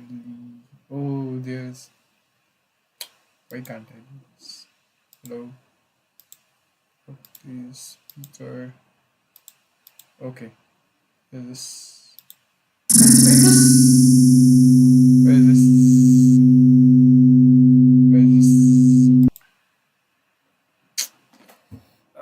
My earphone just died, so now I have to capture the audio from speaker, but I don't know why it's not working. Hmm. Hmm. Properties. Okay. Is it? The pink ones are gorgeous old historical buildings. Now it has to work. Okay.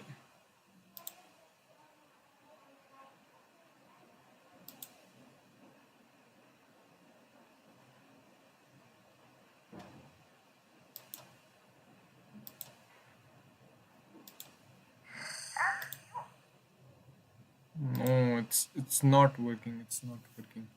I don't know why, but it's not working. It's only 1 hour and 15 minutes left. I guess we have to do this tomorrow. Ah, I thought we could do this video or this entire course in 2 days, uh, 3 hours and 3 hours. I overfitted. Then I thought it would be of 6 2 2 2. Uh, it is possible. It can happen. You can do it. I can do it. I can do it 3 or 3, but I didn't have time. But 2 2 2 is feasible. It is recommended. Okay, 2 hours, 2 hours, 2 hours. In 3 days, it would have been finished, but unfortunately, yesterday I didn't have enough time, and today this died.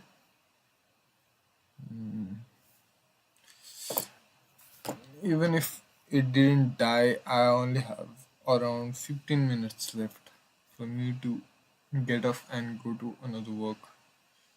So, um,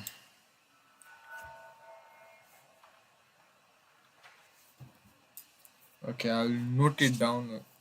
Today's timestamp. It's 5:07:07. Oh, lucky 777, and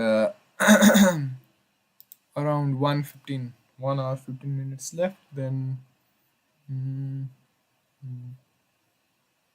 Tomorrow, definitely, this will be finished. I'll look for another thing that I can do. This is too passive, right? I'm just listening, but this theoretical, total theoretical. It's basic, so it's passive. I don't intend my live streams or my learning to be like this, but it is what it is. Okay, I can't do anything about this. Uh, what After this, what we will do is we'll start Kaggle course.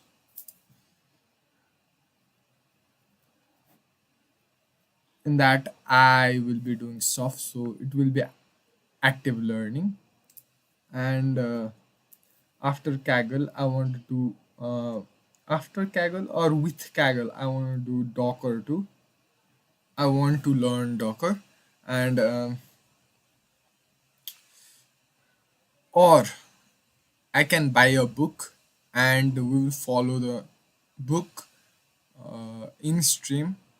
We'll learn through book, or that is also a book for machine learning and different algorithms. We will learn about different algorithms, or we can do project. Okay, these are the things I'll be researching, or I'll be doing stuff if it's possible, if I can show that I'm learning, if I can learn here.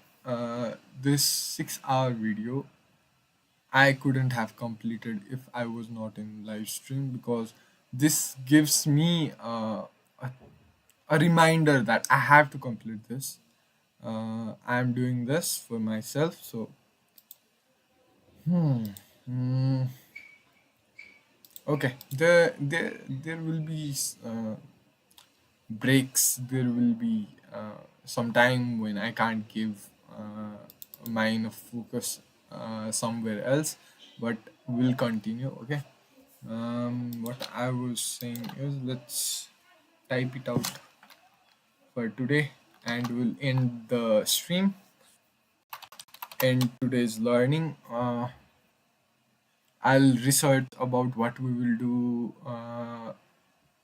tomorrow. Okay. At today's, I have time, I guess. If I have time, I'll research about what we will do after this. This is my free time, so okay.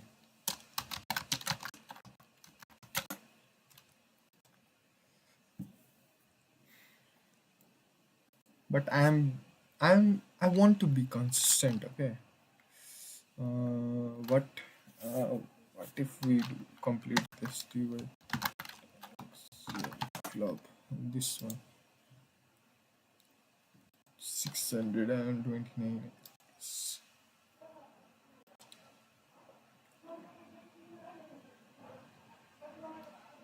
The setup just didn't work after my earphone died, but we'll check. It can be done. Something can be done here. Okay. First, let's do monkey type. For I have only 10 minutes left, so 5 minutes we can give, or 2 3 minutes we can give it. Total time 15. No, 15. I can't give 15. Let's do, yes, 10. 10 will be fine, right? I'll be continuing this. I have to improve my English too. I'm not really good at communicating, like you are seeing in this video. Uh, I have to stop to think words for me to talk in English. And there are ums and ahs middle, if there is no silence, and I have to improve that also. My pronunciations and different things I can improve through here. is what I think, is what I believe. Let's see if my belief and the outcomes are true. So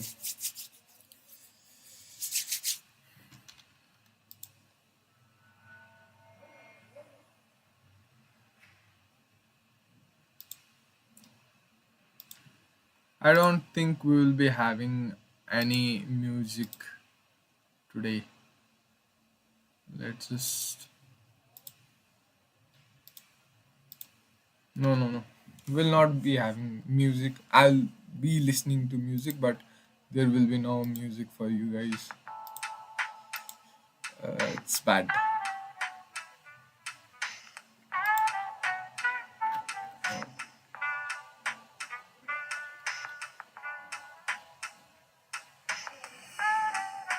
Oh, okay, wait.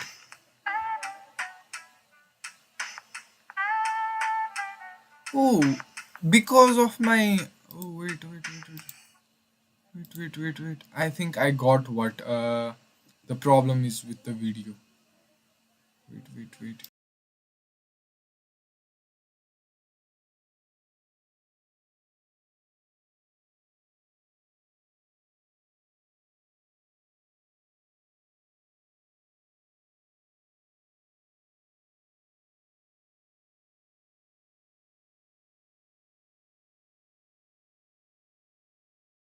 Hello, someone? Not that fine?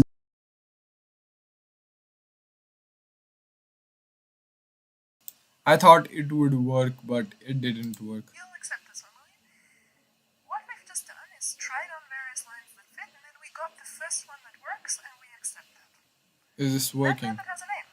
Stop when you get one that perfectly separates them, and its name is perceptron.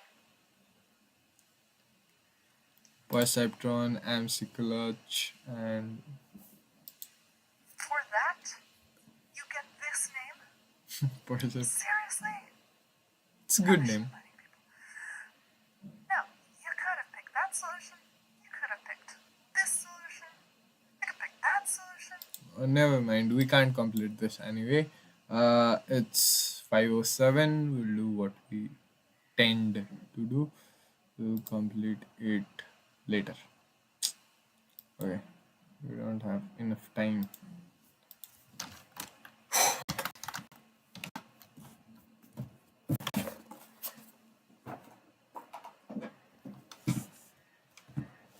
Video streaming is hard. You have to get right instruments. You have to have right instruments. You have to have right components. You have to have right setup to do different things. You have to have the knowledge.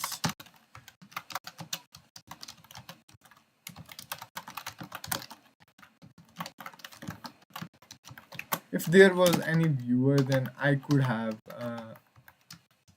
made the stream a little better, as there would be a chat, right? And they would tell me that sound is small, sound is high, sound is low, or if I need to change something, that would actually improve the video quality that I'm recording for me to see later. Never mind, this is a database, so YouTube is storing videos for me. I can't complain.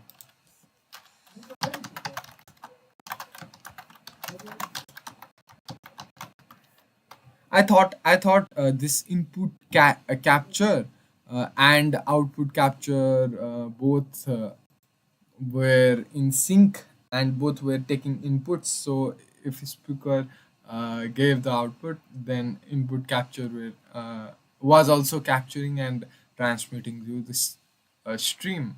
So I thought they were clashing with each other, so that wave was coming, but it was not. So, even if I am not talking, right, the bar is going higher because of music. I'm playing music in background.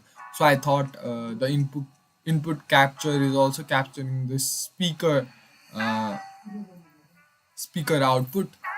So I thought, but no, it's not that, I guess.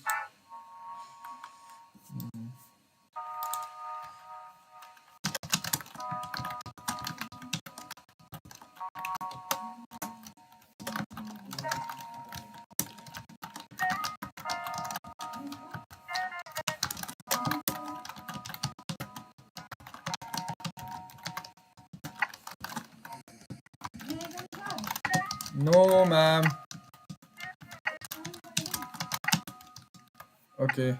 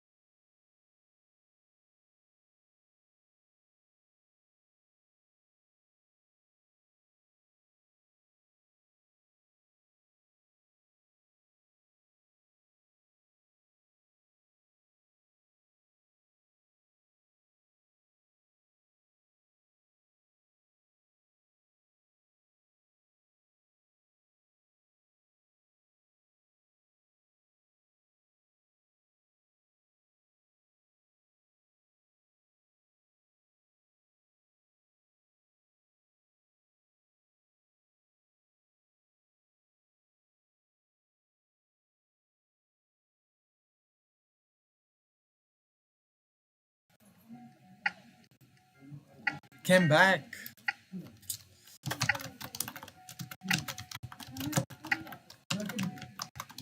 Before out under comes 095 part delete 16 on the source from again other become public here and add before right 28 C such as 672 follow building early 2.58728 you be doing 6700 against 507.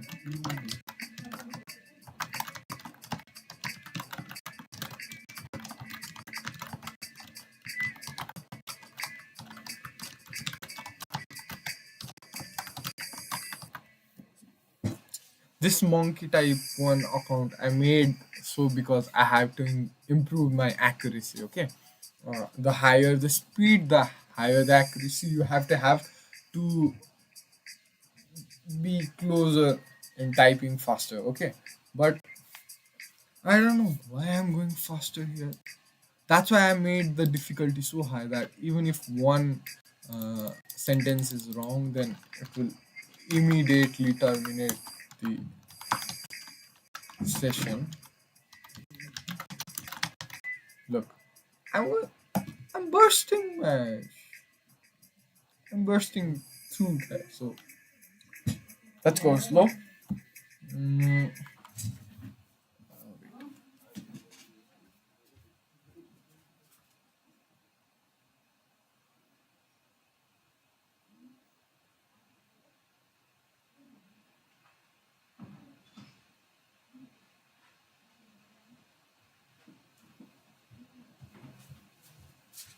I am back.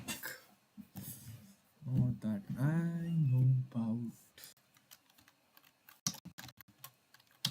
Bro, anyone find this?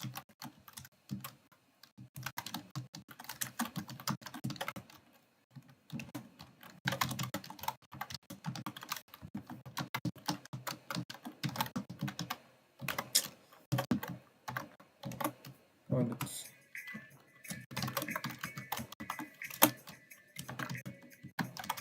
Okay, I have to go slow and slow. But no.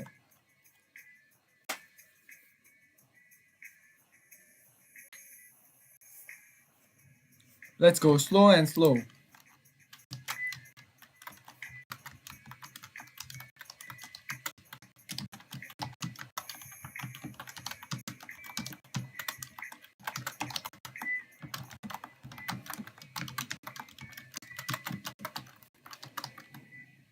Ah, I clicked three times. Wow. Even if I'm slow, I'm stupid. No, I'm not stupid.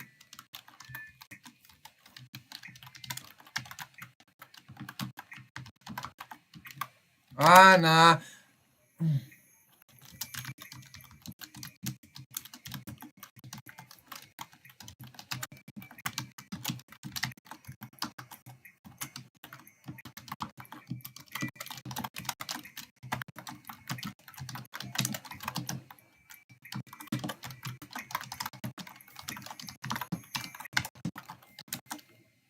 Why did I click space bar, bro? It was so good.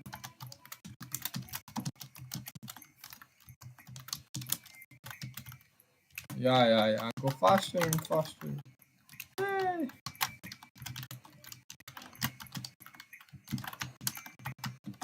Okay, there's not enough time. Oh, it's already. I will be late. I'll be late. I'll be so late. I know about that.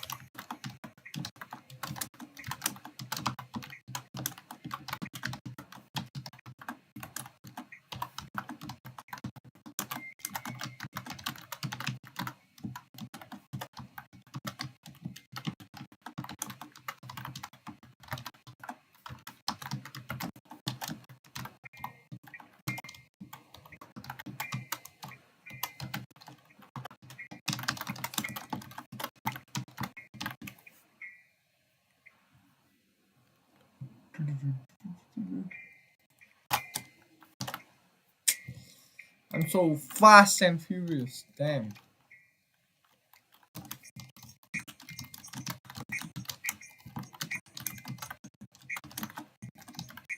Oh, oh, didn't click.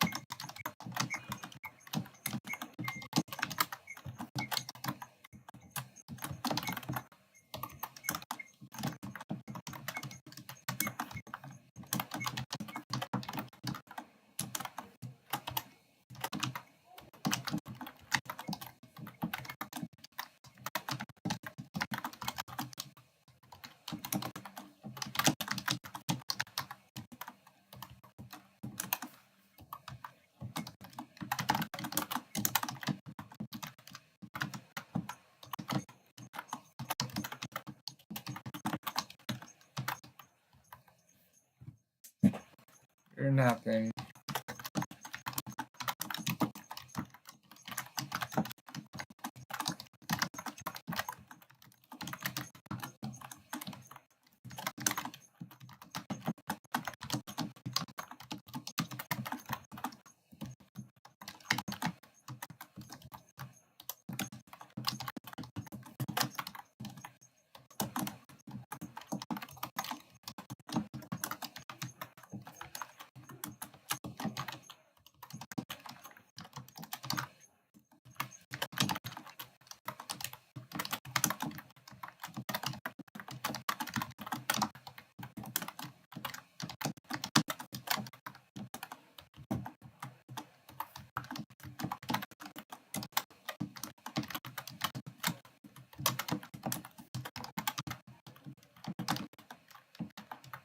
I'm doing same mistakes over and over again.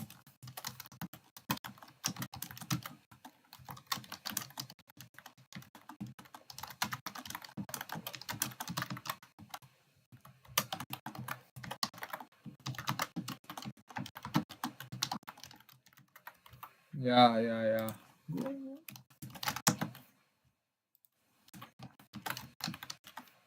La, la, la, la.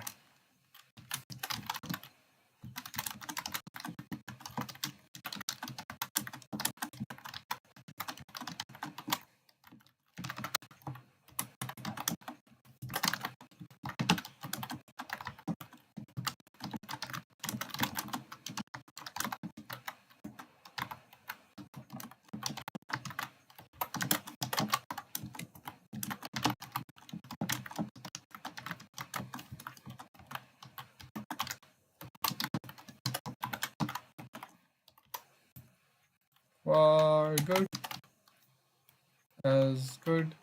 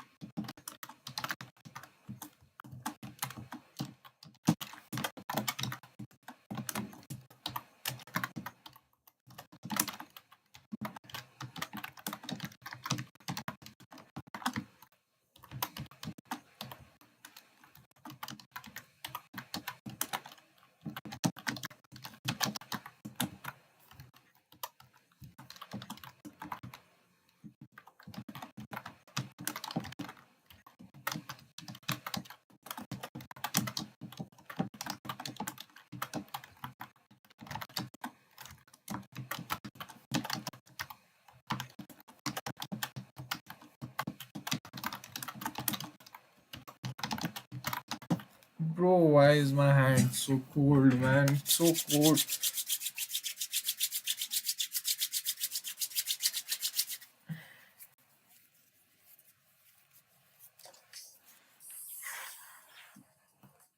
It's always like this most time. I'm either late. Anyway, I'm always late. So let's do this for last time. Is this because of nails? This is because of me.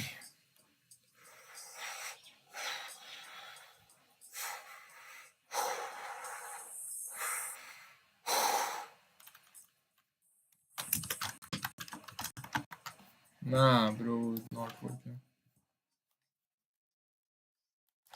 Bad day, I guess. Why do I always guess? Why do I always say I guess?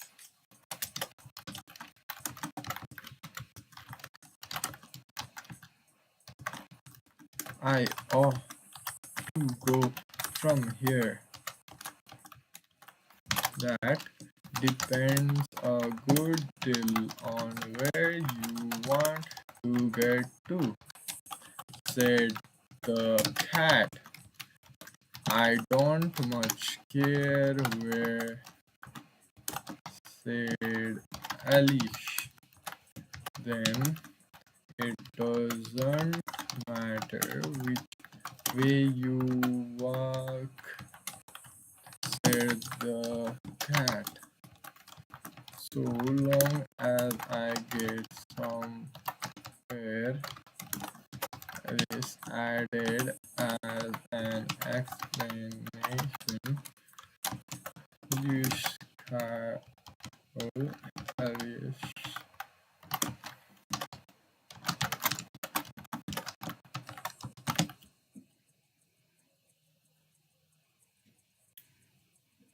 It didn't get higher.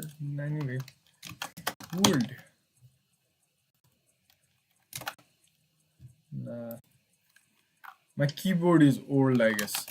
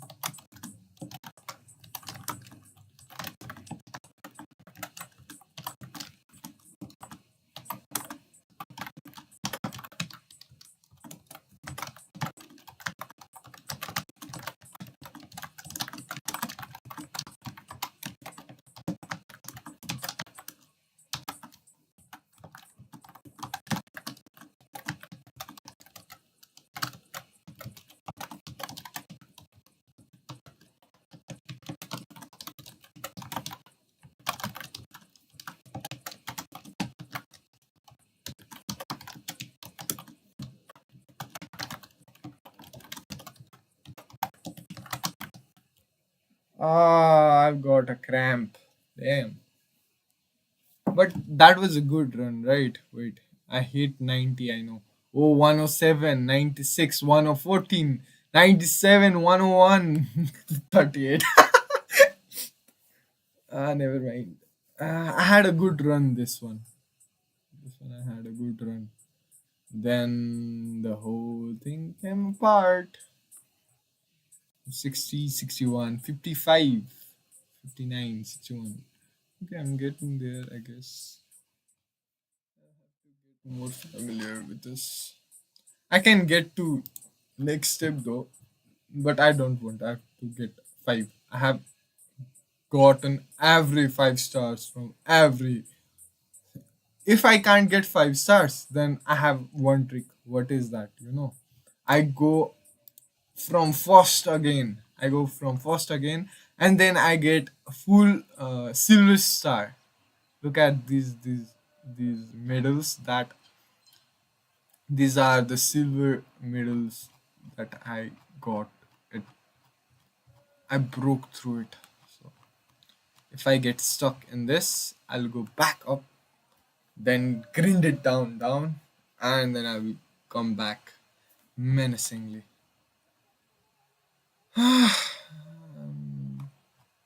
Okay. Oh, bro, I'm late. I'm damn late. Bye.